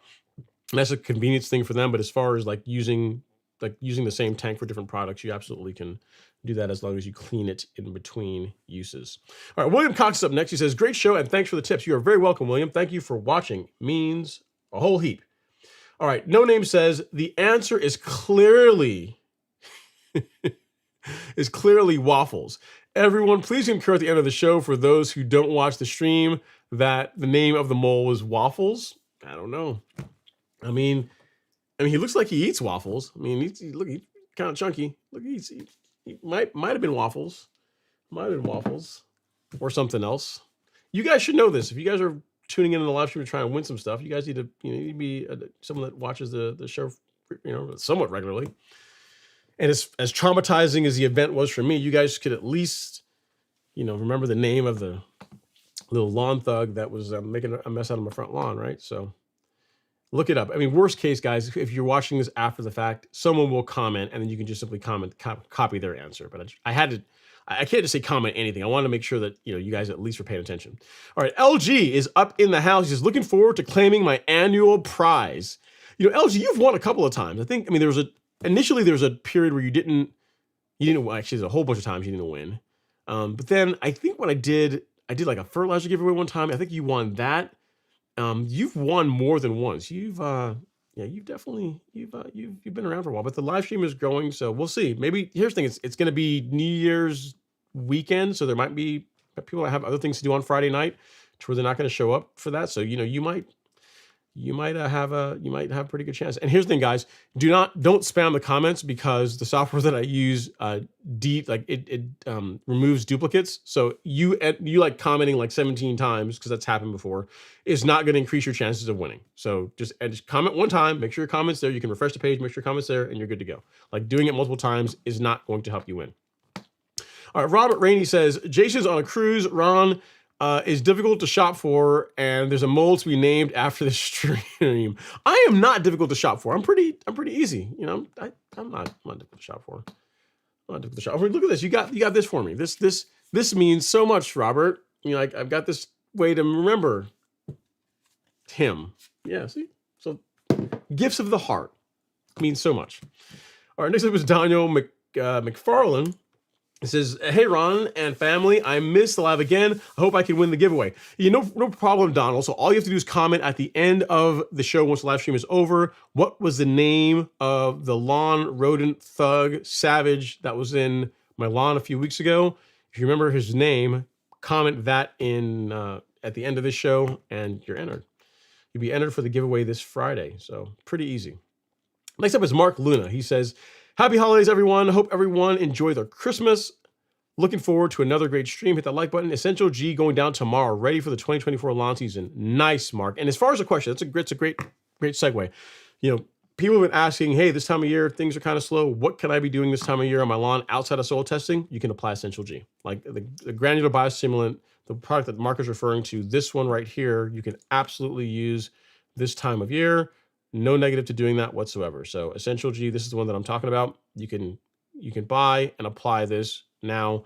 As long as you live somewhere where the ground does not freeze, there's no problem with using Essential G on your lawn. I do it every month as long as the ground isn't frozen, which it doesn't freeze here. So pretty much every month, I'm trying to think, ever since the summer of 2020, I think that's correct. It's been a while. Summer of 2020, there's not been a month that's gone by when I've not applied a granular biostimulant on my lawn.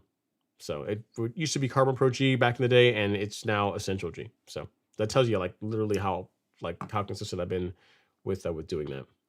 All right, next up we got Devin in the house. What's going on, Devin? He says, "What's up, Ron? Happy holidays." I appreciate it, man. Thanks for coming to hang out, Devin. Not too much.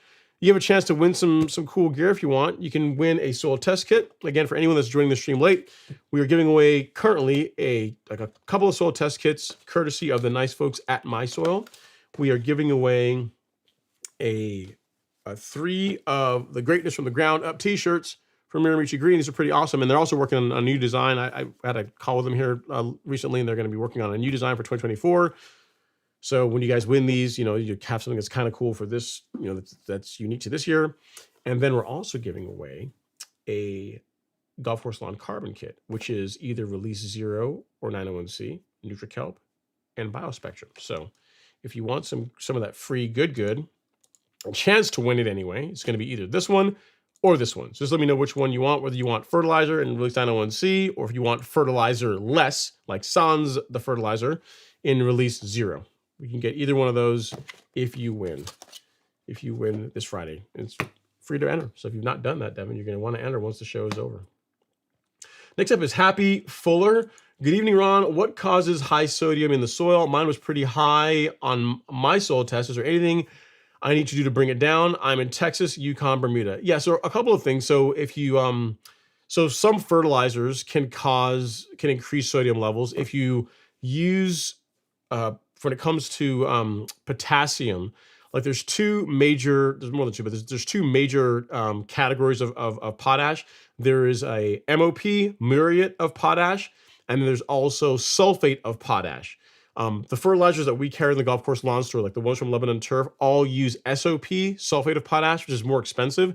One of the benefits of it is that it has lower amounts of sodium. So it's less sodium in SOP potassium fertilizers than in MOP potassium fertilizers. And it will say that on the bag. Like they're not going to have it in big bold, but if you go look at the actual analysis, it will tell you whether the type of potassium in the fertilizer is potash, is MOP, which is muriate of potash, or SOP, which is sulfate of potash. And you want the SOP version if you can, because it's a bit more expensive, but it's a better type of potassium. And since potassium is something that we apply regularly, like pretty much if you're applying humic max, you're applying nitrogen and potassium every month. You want to minimize putting salts or putting sodium into the soil if at all possible.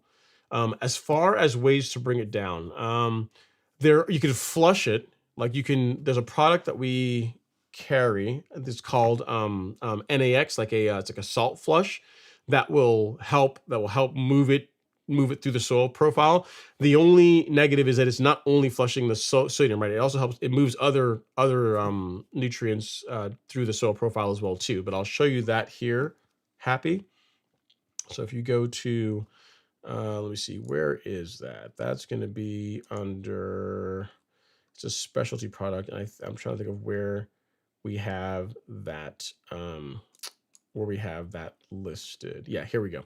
Yep. So if you go to the golf course lawn store and then go to shop and go to soil test kits and pH adjustment, I couldn't think of a better way to put it. So this is where it ended up. You scroll down, you're going to find this product, which is the NAX salt flush. So folks that have that especially in northern climates where you guys put down salt on sidewalks or they put salt on the roads, you tend to have sodium buildup in the soil. So a way of getting rid of that and helping the lawn and soil recover from that is to use a salt flush product like this. So you can use this to help reduce the amount of salt in your soil. But as far as regular applications go, in the type of fertilizer you choose, particularly the type of potassium that you choose to use, that will have a pretty big impact in as far as like preventing sodium buildup in the soil. So I will link this to you here, Happy Fuller, in case you are interested.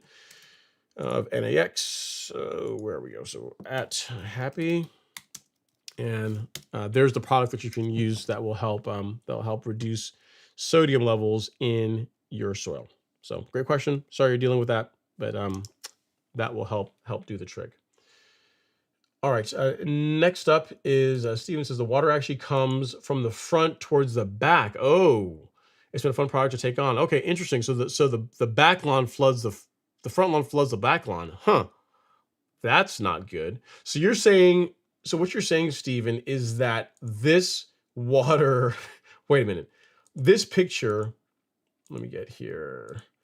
This one, the water is flowing backwards, like it's flowing away from us towards the back lawn. That's not good because it looks like you got a drain there in front, but that's wow. Yeah, if that's the case if in this picture, if I'm looking at it, based on what you're saying, if the water is flowing away from us and going to the back, then yes, you are going to want to do something about grading to help fix that. Cause that's not good. It's going the wrong way, right? Definitely going the wrong way. All right. No Name says, Ron, we need a new shot of all your lawn gear. You want it now? I don't want to do it now. The lawn looks ugly now. Can I do it? No Name. Here's the thing. I will drag everything out and I will take a picture of it. I'll give you my word. So here, what is it? Boxing Day. So December 26, 2023. I promise you. I will take a picture of my lawn equipment, but can I do it in like March, April, when there's like not even March, like say April-ish, when there's a little bit of green, when the lawn looks good, can I drag it all out and take a picture of it? Does that work? Deal? Pinky promise? If you're good with that, I will, I can do it all then. I mean, I guess I could do it now. I could put it all on the patio and take a picture of it, I suppose. But just, I'm just vain like that. I want to have the nice backdrop of the lawn. So if I do it on the patio, it's not going to look as good. So I think we need to wait until the lawn's green. All right, next up is Don Summers. He says, happy holidays to you and everybody in the chat. Thank you so much, Don. Appreciate you. And then next up, we got Justin Judkins. He says, my neighbor just recently asked for help on his yard. We still need to put down pre-emergent, but he also has a ton of broadleaf weeds. Can I just add Celsius and Certainty to the pre-emergent and blanket spray? You can, Justin. The only thing I would say is this: if you're going to do that, I would omit the surfactant. I've done exactly what you're talking about doing. I've done exactly that. I've done prodiamine and the Celsius Certainty kit. The only thing that I did not do is use surfactant when I did it, because you think about it, like while the surfactant does help the herbicide adhere to the leaf and helps it perform better, like it's also like when it comes to pre-emergent, which is going to help prevent weeds, we want that to get into the soil. We don't want that sticking to the leaf of the grass and of the plant, right? Or of the weeds that we're targeting. So you can absolutely do it. You'll get good results with it. Just the thing that I found is I just omit the surfactant. And you can absolutely use Celsius Certainty and prodiamine. I've done that exact combination when not Alex, but the other neighbor moved in, and it did a great job cleaning up the weeds, particularly the broadleaf weeds in the lawn. What you might find is if the POA, if one go doesn't get rid of the POA, because the broadleaves will work well for the broadleaves.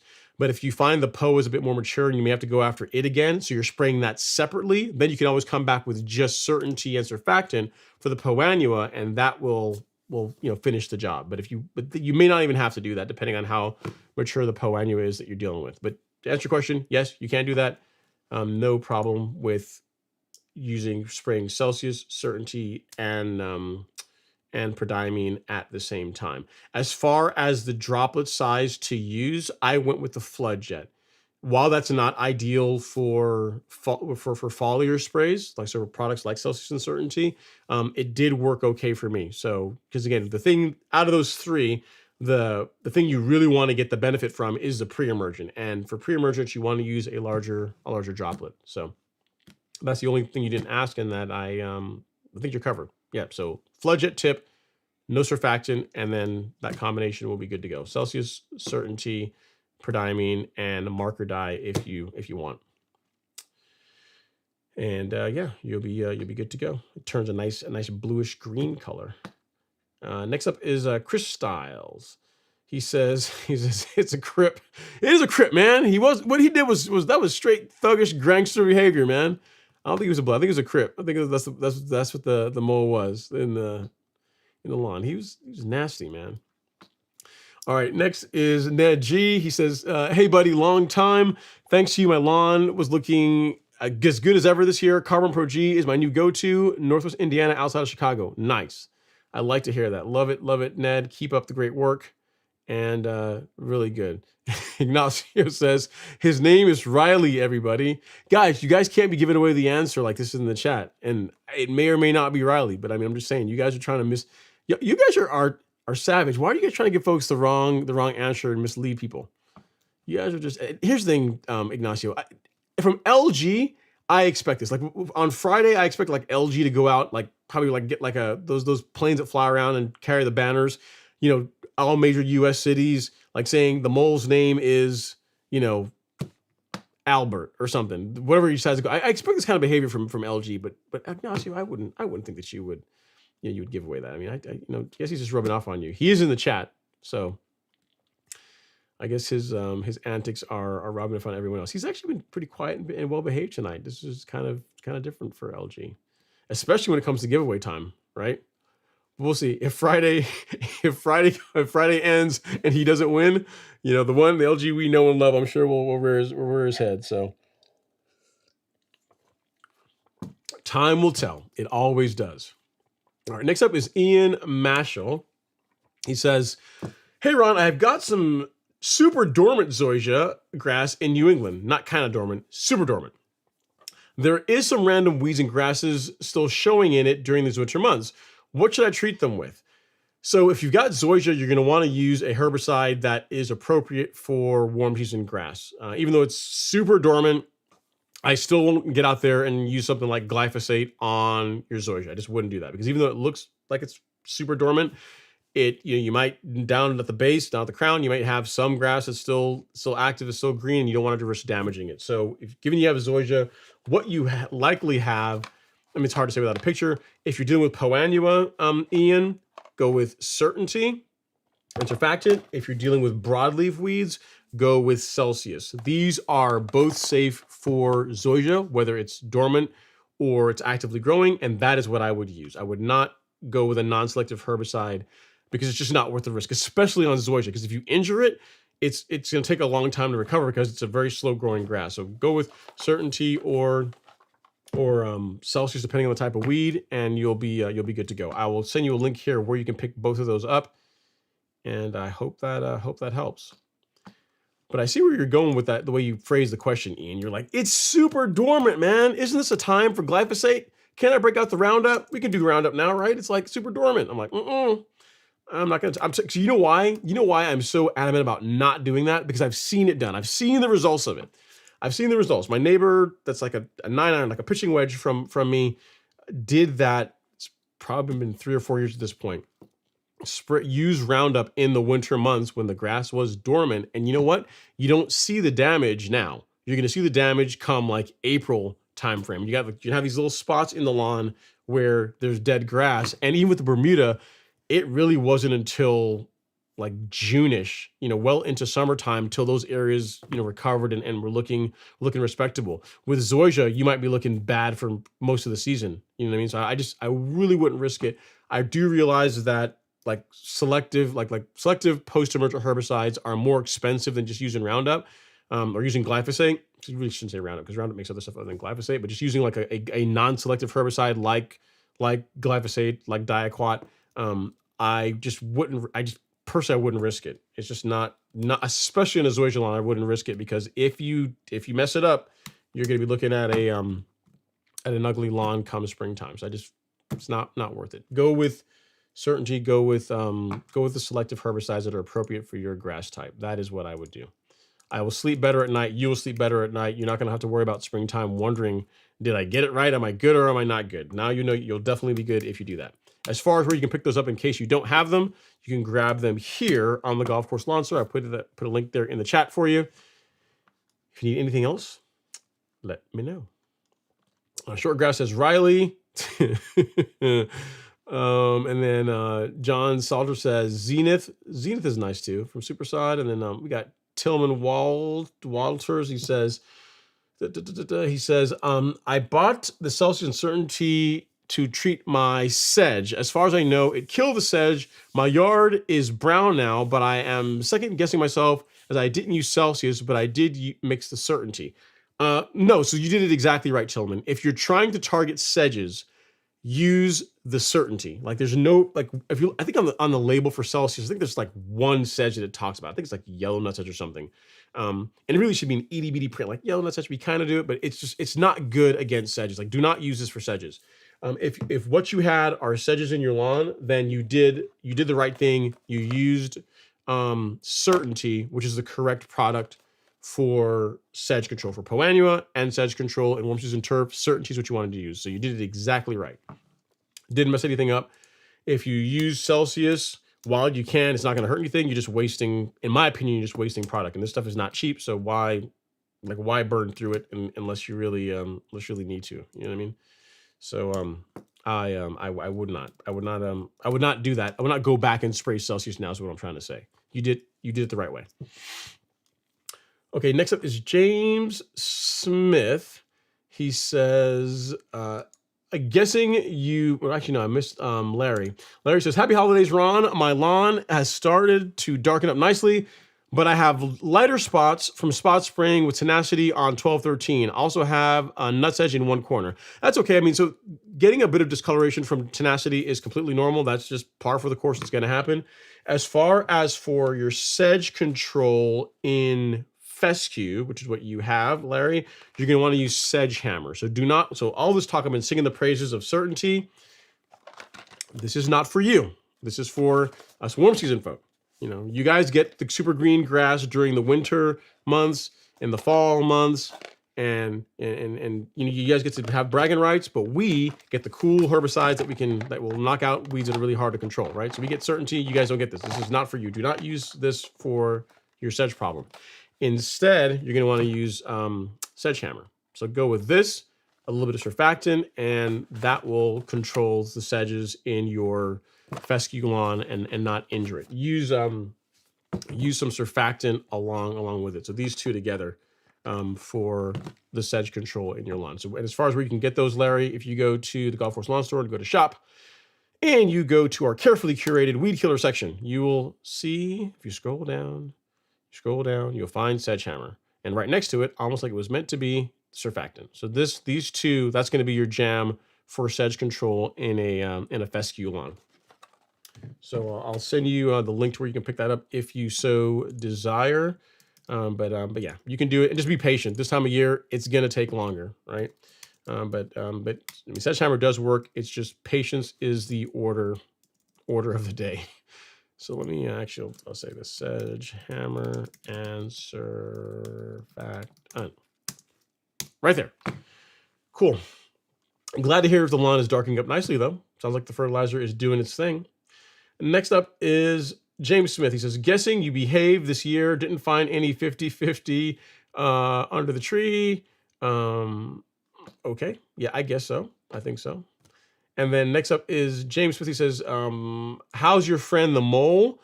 Well, he's not my friend anymore. I mean, you know, I don't, you know, typically hang out with gang members, and that's exactly what he was. I mean, how's he doing? Actually, can I show you how he's doing? Hang on, let me see if I can show you here. And yes, I know I'm being like a 5-year-old right now, but I don't care. How's he doing? Let me show you. Let me show you how he is. How he is. Let me go here to shorts. And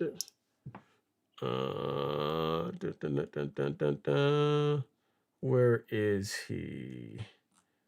Where is it? I'm looking for I want to show you what James, you know what happened, right? You have been watching.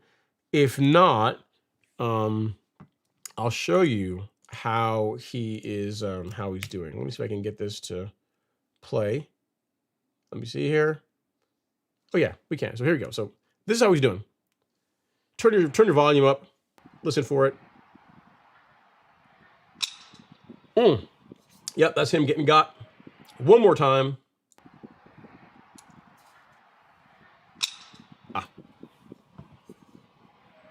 You didn't hear it? Wait. One last time, I promise. One last time. Yep, that's him.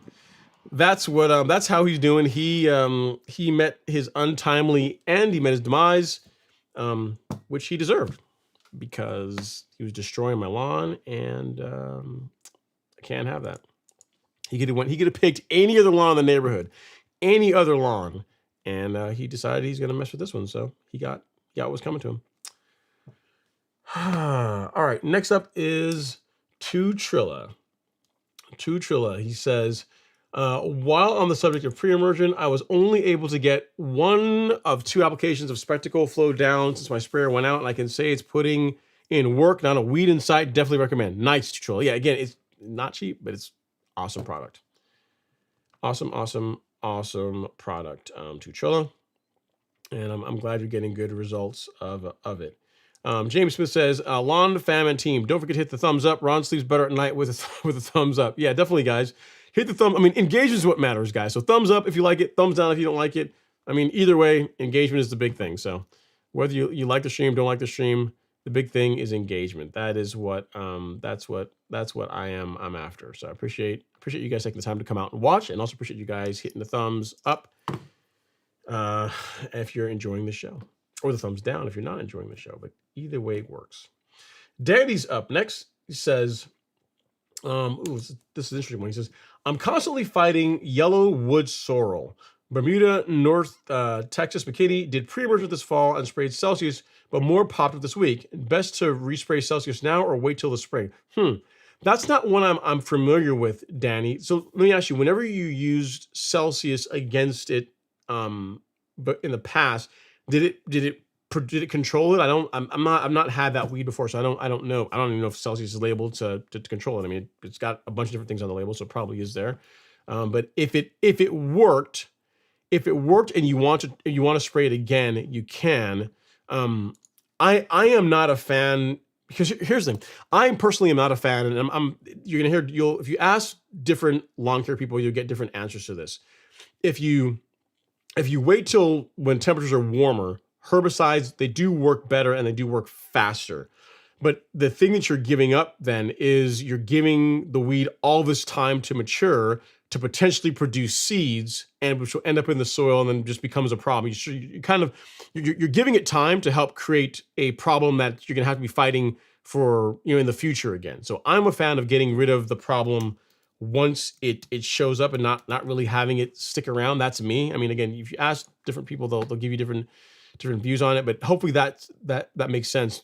That while you do get faster control when temperatures are warmer, you're also, again, giving the weed time to mature, which means that you could also potentially have, if it spreads by seeds, you're giving it chances to grow, to produce seeds and then throw them off, and then the problem is going to get even worse for next year. You know what I mean? So for that reason, I'm not a fan of waiting.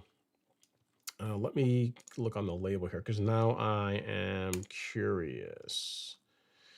We call it yellow sorrel. I mean, assuming that's what it's actually. Assuming that's what yeah, red sorrel. It might be, yeah. So red sorrel, yeah, yellow wood sorrel or oxalis. Okay, that's another name for it. Okay, so yes, so yeah, if it produced good control in the past, Danny, and you want to use it, go after it again, you can. What I would say is, if you're going to do that, if you didn't in the past, you didn't use surfactant, be sure to do that this time around, and it's gonna help you get a better result. So yeah, it is labeled for that. It's another name for oxalis. I didn't realize it's another name for oxalis. All right, cool. Hope that helps, sir. If you need anything else, let me know. Mark Romano's up next. He says, aloha from Hawaii. Better late than never. That is true. That is true. And then Mark Romano, I'm not going to show what Mark... I'm not going to post his next comment up here.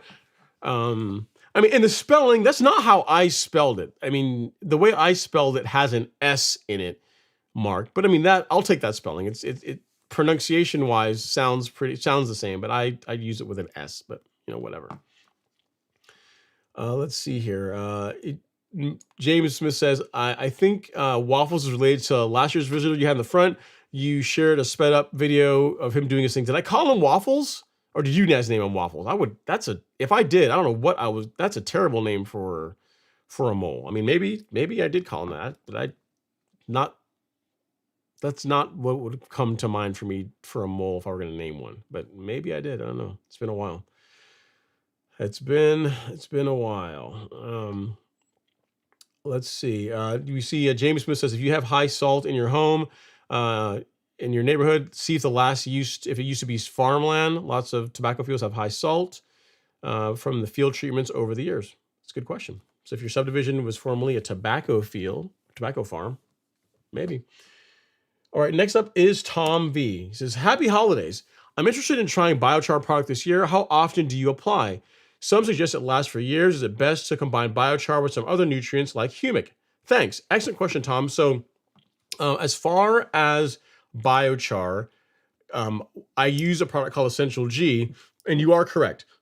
The biochar aspect, or the component of the product, does stick around for years and years and years and years. But the other ingredients, the compost, the humate, the reclaimed coffee grounds, do not. So that's why, again, I'm such a fan of Essential G, because it checks all those boxes of what you're describing. Because if you look at what's in Essential G, it's not just biochar. Again, you get biochar, you get humate, you get you get compost, reclaimed coffee grounds, biochar, humate, and silicon. So while this sticks around and doesn't really go away in any reasonable amount of time, like we'll all be dead and gone before it's actually gone out of the soil, everything else is expendable, right? So that's why it's a nice blend for applying in your lawn. And as far as the regularity, once per month is when I do it.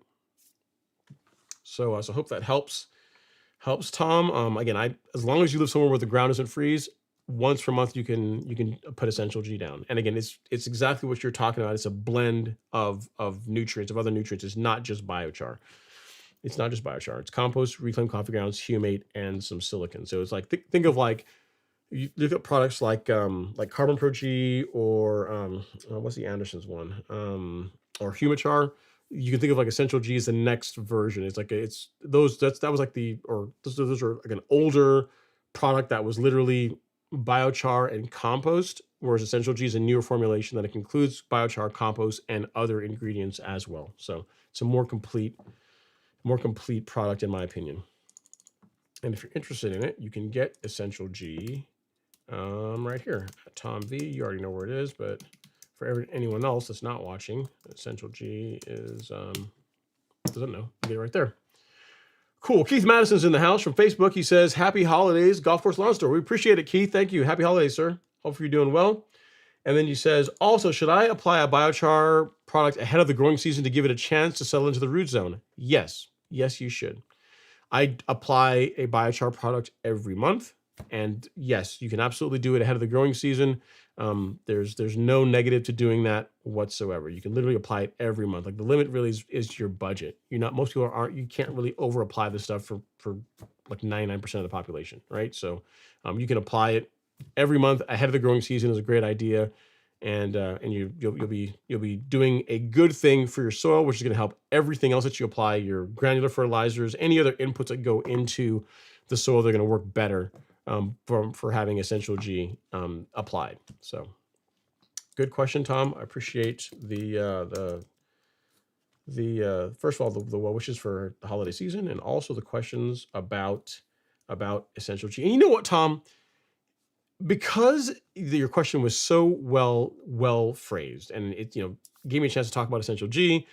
Sorry, you are going to be our Miramichi Green question of the evening, question of the show. So you're the question of the week, right? So whereas everybody else has got to scheme and connive and try to put wrong names in and trying to feed bad information to the uninitiated, you can win one of these shirts like just for asking a great question. So if you're so interested, send me an email here to ron@golfcourselawn.com, and I will tell you where and how you can claim your prize.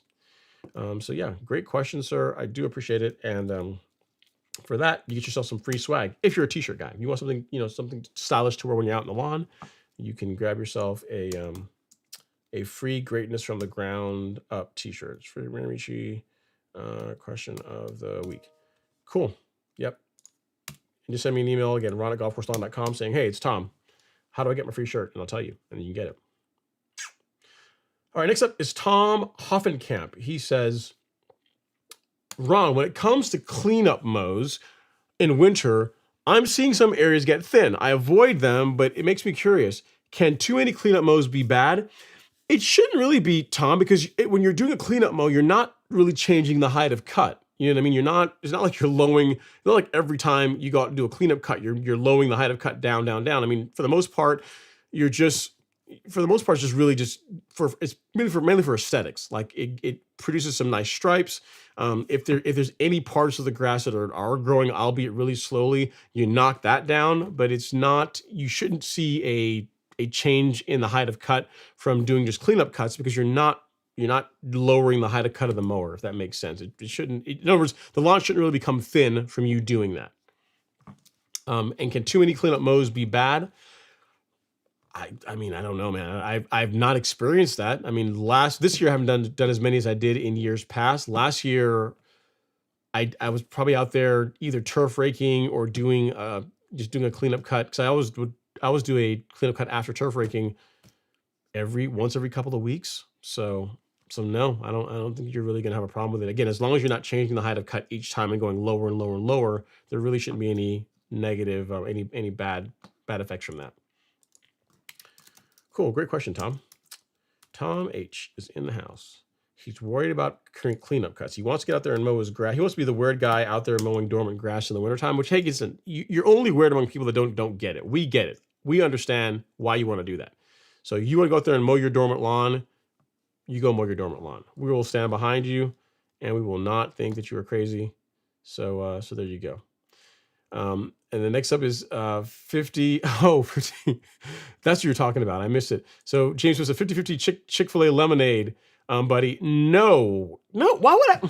James, we've done this. We've tried. I did it live.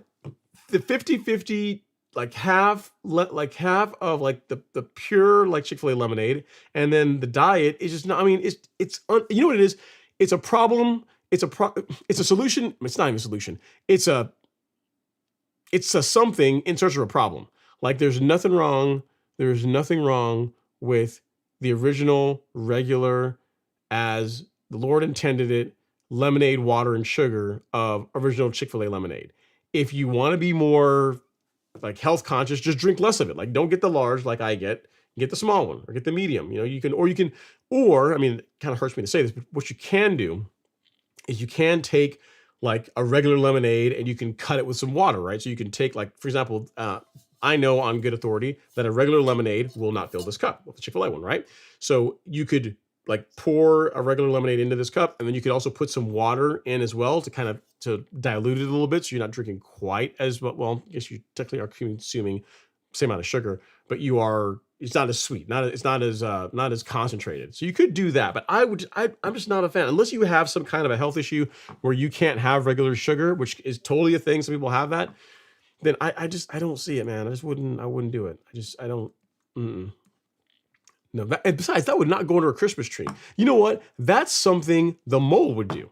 What the mole would do would like dig up my lawn, and then maybe it's like a consolation to be like, hey man, you know, I'm just trying to make broker peace with you, and like go drop like a cup of Chick-fil-A lemonade on it, and it'd be like 50-50, or it'd be like 25-75, it'd be like 75 diet and 25 like, you know, of what it's supposed to be. Like that's the kind of thing you don't do that to not something you do for your friends or people you actually like. I think it's like a thing you do for, it's like a kind of like a passive aggressive type thing. Like, here, I got something to drink, but you're not gonna like the way it tastes, but I still got it for you. You know what I mean? So I've not had it since then, and I probably will not have it again in the near future, as in like ever. That unless I have some kind of health thing where I can't have sugar anymore, which would be pretty depressing. All right, next is Tom Hoffenkamp, because I'm not mowing it all the time. I want to. We gotta read this. Tom's like, I'm not mowing it all the time. I want to, but my therapist says that doing so would be counterproductive. Every 2 weeks or so lately, it's got like 30% green. I'm still ruining the clean, the height of cut look. Tom, listen, we understand, buddy. If you want to get out there and you want to mow your dormant lawn or your lawn that's going dormant, you go mow it. And here's the thing. Therapists don't necessarily know everything. They know about, you know, interrelational things and other trauma, but they don't understand the long game. Unless you're a therapist, I mean, you got to look at their background. I mean, here's what I would say. I mean, if you're selecting a therapist, a man of your standards, you should ask them to see part of their lawn, see a picture of their lawn in the interview process. Like, you want to make sure if there's a fit here, see what they're working with. Like, if they live in an apartment or they live like somewhere where they live in a condo, they don't have a lawn, might not be the person for you. If they have a lawn and they'll never mow it, they're like on that, like, you know, once every 2 weeks mowing cycle, might not be the person for you, because they don't have the requisite knowledge to understand and properly diagnose any issues. What you're describing, I think, is very reasonable. I don't see any problem. Granted, I'm not a licensed therapist. I don't even play one on YouTube, but based on what you're saying, every 2 weeks, I see good exercise. I see, you know, you're also making the lawn look nice, but there's a lot of benefits to once every 2 weeks. So I think you may have to find another therapist if that's what's going on, man. Just a thought. Just my feelings on the matter, being an unlicensed, non-professional. I'm not a therapist, but I do know a little bit about grass, and I think you're good to go. think you're just fine. All right, so we got a couple of super chats here in the live stream. One from Shortgrass Living. Thank you so much. Super chat received. He says, Ron, thank you for all your advice. If you have a chance to answer my email question, it would be much appreciated. Like, so I can find it. I can see if I can find it. And then let me do this first. Let me see. Dude, you gotta send me a shorter. You gotta make it shorter. So I can need your help. Okay, I tell you what. I will answer because it's too long to read on the live stream. I will answer it. I promise you at the end of the show. Before tonight is over. When tonight is over, I will answer your question. I will answer your question. Or you know what? Tell you what. If you wait till the end of the show, I'll answer it live. How's that? Okay. When we get towards the end, which we're almost there, I'll read through it and I'll answer it. And anyone that wants to stick around and hear your question, we can do that because it is kind of long. So I will, if you just hang out, I will answer it. All right, we have another super chat. This one is from Cedric. You know what? Cedric G. Super chat received. He says, happy holidays, Big Ron. Turfs up, certain down, strap action forever. Thank you so much, Cedric. You know what? Because it's the holiday season, normally that would, we'll do, I think we can get all you guys on here. We can get all you guys on here as show sponsors. We're gonna put Cedric first since he has the largest super chat. Cedric G, Oliver, since he was next, and then we'll do Shortgrass. I'm just gonna do this short GL, Shortgrass Living. Cool. So there you guys go. All three of your names in lights for whatever that means to you. Thank you guys so much for all the love and support. It really does mean a lot. And I will answer your question. I'll read through it, your Shortgrass Living, here in a second because we're winding down. We're almost out of questions. We already answered Tom's question. We realized that his therapist probably doesn't know what they're talking about. Like in 30%. I mean, I think he's good to go. I know once every 2 weeks. There's no issues at all with that. Let's see. Dan Lynch is up next. He says, in Northeast Texas, core aerated my 25,000 square foot lawn today. I guess you got cool season grass. I want to be aggressive with biostimulants between now and spring green up. What would you recommend? So what I would say, Dan, is if given that you have 25,000 square feet, go with Essential G. Go with our Super Sack. If you're really trying to build up the amount of organic material, biocharge, get the lawn in like the soil in excellent shape for next year, then I would say like our Essential G Super Sack is what you're going to want to use. It's the equivalent of like 50 bags. It's equivalent of 50 bags at much less of what it costs, a lot less than what 50 bags would cost you. So if you go to the golf course lawn store and you go to shop and then go to Miramichi Green Biostimulants, so you can buy Essential G in like per bag, but you can also buy 2,000 pounds of it in the form of a super sack. And then to Texas, I think it should include delivery. So that's the price delivered. It's like 2,000 pounds, equivalent to 50 bags of Essential G. Like take that and spread that over 25,000 square feet, and you'll be in excellent shape to start out next year. So I will I'll send you a link for this. I would have told you carbonized PM, but carbonized PM, you really need a top dressing machine or some way to you need to like an eco or something to be able to spread that easily. Whereas Essential G, you can use like a broadcast spreader. So you have like a bigger broadcast spreader, like a Lesco, one of those bigger ones. You can make pretty quick work of getting all that out, and you could put literally all of it out if you wanted to. It's not gonna hurt anything. You're not gonna damage anything. Given that you just core aerated, great time to do that. So at Dan Lynch, this is where you can get Essential G Super Sack. So that's something you could do now. Now, as far as once the growing season gets going, given that you have such a large lawn, you can use the liquid biostimulants as well. I would wait until, whenever the lawn again is actively growing, is when I would begin using the liquids. And what you're going to want to go with is NutriKelp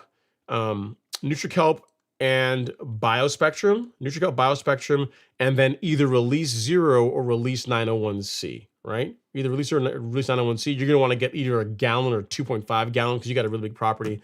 So in your case, the carbon kit isn't a great fit because it's designed for lawns 10,000 square feet or smaller. Granted, you could buy a couple of them, but you're just going to get better. Like your dollar's going to go further if you buy a 2.5 gallon of release 901C, and the same is true for NutriKelp, and then BioSpectrum. Like one of these covers, like if you get the 17 ounce, it's like 4 to 5 acres, and then the 8 ounce is like 2-ish, like around 2 acres, 2 to 3 acres is what the 8 ounce does. So depending on how much you want, you can get one of those. But yeah, you're going to want to go with the bigger quantities, and that's going to be your jam for springtime. But between now and then, Essential G, heavy application, and go to town. That's going to put you in a really good spot for next year. Good question. Core A to 25,000 square feet. It's a big property, man. It's a lot to take care of. I guess you're using a zero turn. You're not push mowing that. I wouldn't imagine. Maybe you are. That's a lot. Okay, Mark Romano says pigeon spelling, bro, or Hawaiian spelling. All right. Next up we have Hitama, who says, good evening, Ron. He says, great content as always. Can't wait for the 2024 to get started. Looking forward to another great year. Thanks to you. Awesome, man. I really do appreciate it. And then he says, Mr. Something, I don't know what that means, but could be a name of a mole or maybe not. And then let's see what else we got here. And then next up is Mark Romano says, please send me 2,000 pounds, not to Hawaii. No, man, you can get it to like California and you can get it the rest of the way there. That would be prohibitive to ship that to Hawaii. It's got to go on a boat. Like you're not flying that via air. All right. And then Los says, hey, everyone. What's going on, Los? All right, guys. So now that we have wound down, we are at our last question comment. We can read Jeremy, AKA Shortgrass Living's question. He says, we will have our farmhouse completed around the end of January, have approximately 1 acre, less the house and driveway. So I don't know how big a house you're building, but you'll have, let's say, at least half an acre or so to mow, probably a little more than that. You mentioned zoysia as the best option for me because I need a slower growing grass with this being a weekend home. My question is what to do first. We carved out an acre from what was a pasture, so there aren't any trees, and pretty much it's all just pasture grass. What's the best steps for turning a pasture into a yard from getting rid of what's there to ultimately putting down zoysia sod? I'm concerned I may not be able to get the sod right now, so what should I do this winter while getting the yard ready to be sodded? This is East Texas, warm season, obviously. Thank you for your guidance. Okay, so what I would say, Jeremy, is if the pasture grass, you're going to want to get rid of that. So you can use, and it's not going to, you don't need anything really expensive to do it. You could use for the areas that you are going to sod, because I don't imagine you're going to be sodding an acre all at once. So say you're going to be doing like the front lawn or the areas where you're going to be doing, say, the front lawn, or the areas you're going to have just lawn in general. You would clean up the existing vegetation that you don't want there. So, I mean, assuming that it's smooth, and then that you're not going to be coming in grading it. I mean, I guess you could come in with like a skid steer and scrape away a small amount of the surface to kind of get things out. That might be an option. If you're trying to kill off the existing vegetation, you could use like a brush killer, like a brush killer product. You could use like a combination of Roundup and another herbicide called Diaquat. You can use those two mixed together. There are herbicide blends that have that. That would be good for just burning down. It's non-selective now. It's going to kill everything. So that would be a good way for just burning down the areas where you want to get started as far as doing the sod. And then once you have the existing grass gone, the existing vegetation gone, then I would just walk up the ladder, right? Get a soil test done so you can see what you're working with as far as nutrients. Apply, before you put the sod down, apply a fertilizer that is going to help with the nutrient deficiency. So like a good starter fertilizer, something that contains nitrogen, phosphorus, potassium is going to be a good bet. And then again, before you apply the sod, some kind of a granular biostimulant like Essential G or carbonized PN. That's what I would say. So once we have bare dirt, you've cleaned up all the old brush stuff you want gone, get rid of that. Then I would create like a nutrient sandwich, right? So on bare dirt, your fertilizer, your biostimulant, Essential G or carbonized PN will work, and then your sod, and then water it. So the one thing you didn't ask about is if you're going through all this trouble, I would highly, highly, highly, highly recommend that you spring for irrigation. Like, why are you going to be doing all this work anyway, and it's going to all be torn up? Like, the last thing you want to go do is spend all this time and money putting in the sod, and then have to go dig it all up later on to install irrigation. So once you have the house design, you need the house designed, you know where you're going to be putting it, the house is built, and then you're at the point where you want to start working on the lawn. I would, walk through the stuff I'm telling you as far as cleaning up the vegetation, all the trash you're trying to get rid of, but then install irrigation as part of this. So get your irrigation installed, and then go through your prep for putting the sod down, which is getting rid of the existing vegetation, a fertilizer, a soil test, a fertilizer, a granular biostimulant, and then your sod, and then water it in and wait. You know what I mean? So yeah, sounds like a fun project. Hope that helps. Sounds like a lot in an acre. And again, I don't imagine that you're doing all of that at once, because I'm not sure how big of a house you're building. But what I would say is the front lawn and the area that you want to have like really nice around the house. Like, that's what you would focus on, because even if you could, again, I have no idea. Even if you could afford to put down sod over an acre, it's a lot to take care of. That's a lot to mow.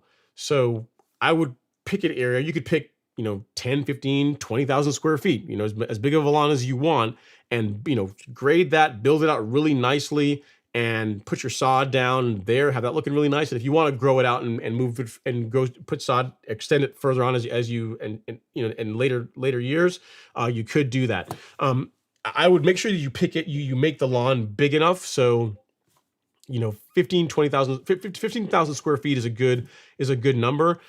Because what that's going to also do is, if you decide you're going to add more sod later, it's going to be far enough away from the house that if there's a slight color difference, even though it's the same grass type, if it's slightly off, it's not going to be as much of an eyesore than if you only sod, say, 20, 30, 40 feet away from the house. That is going to stick out. That is going to look very different if you add sod a year or 2 or 5 down the road. So make the lawn big enough that if you decide you're going to add more grass or more sod later on, that it's going to be far enough away that just to the naked eye, it's not going to stand out if the color is slightly different. You know what I mean?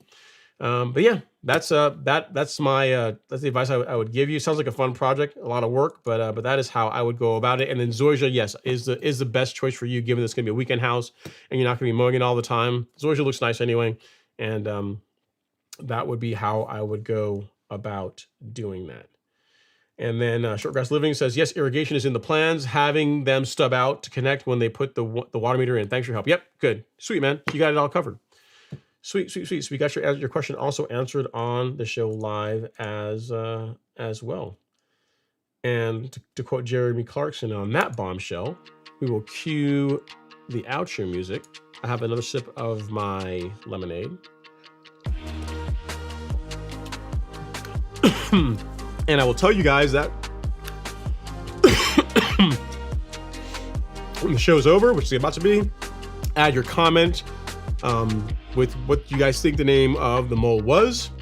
You guys will then be entered this next Friday. So just 3 days from now, we'll be doing this again, and we'll be drawing the winners. Should be a fun time. Hope you guys all had a very, very Merry Christmas, Happy Boxing Day, Happy Merry Christmas, Hanukkah, Kwanzaa, whatever you happen to celebrate. And we'll talk to you guys on Friday. Have an amazing next couple of days until we speak then. Take care.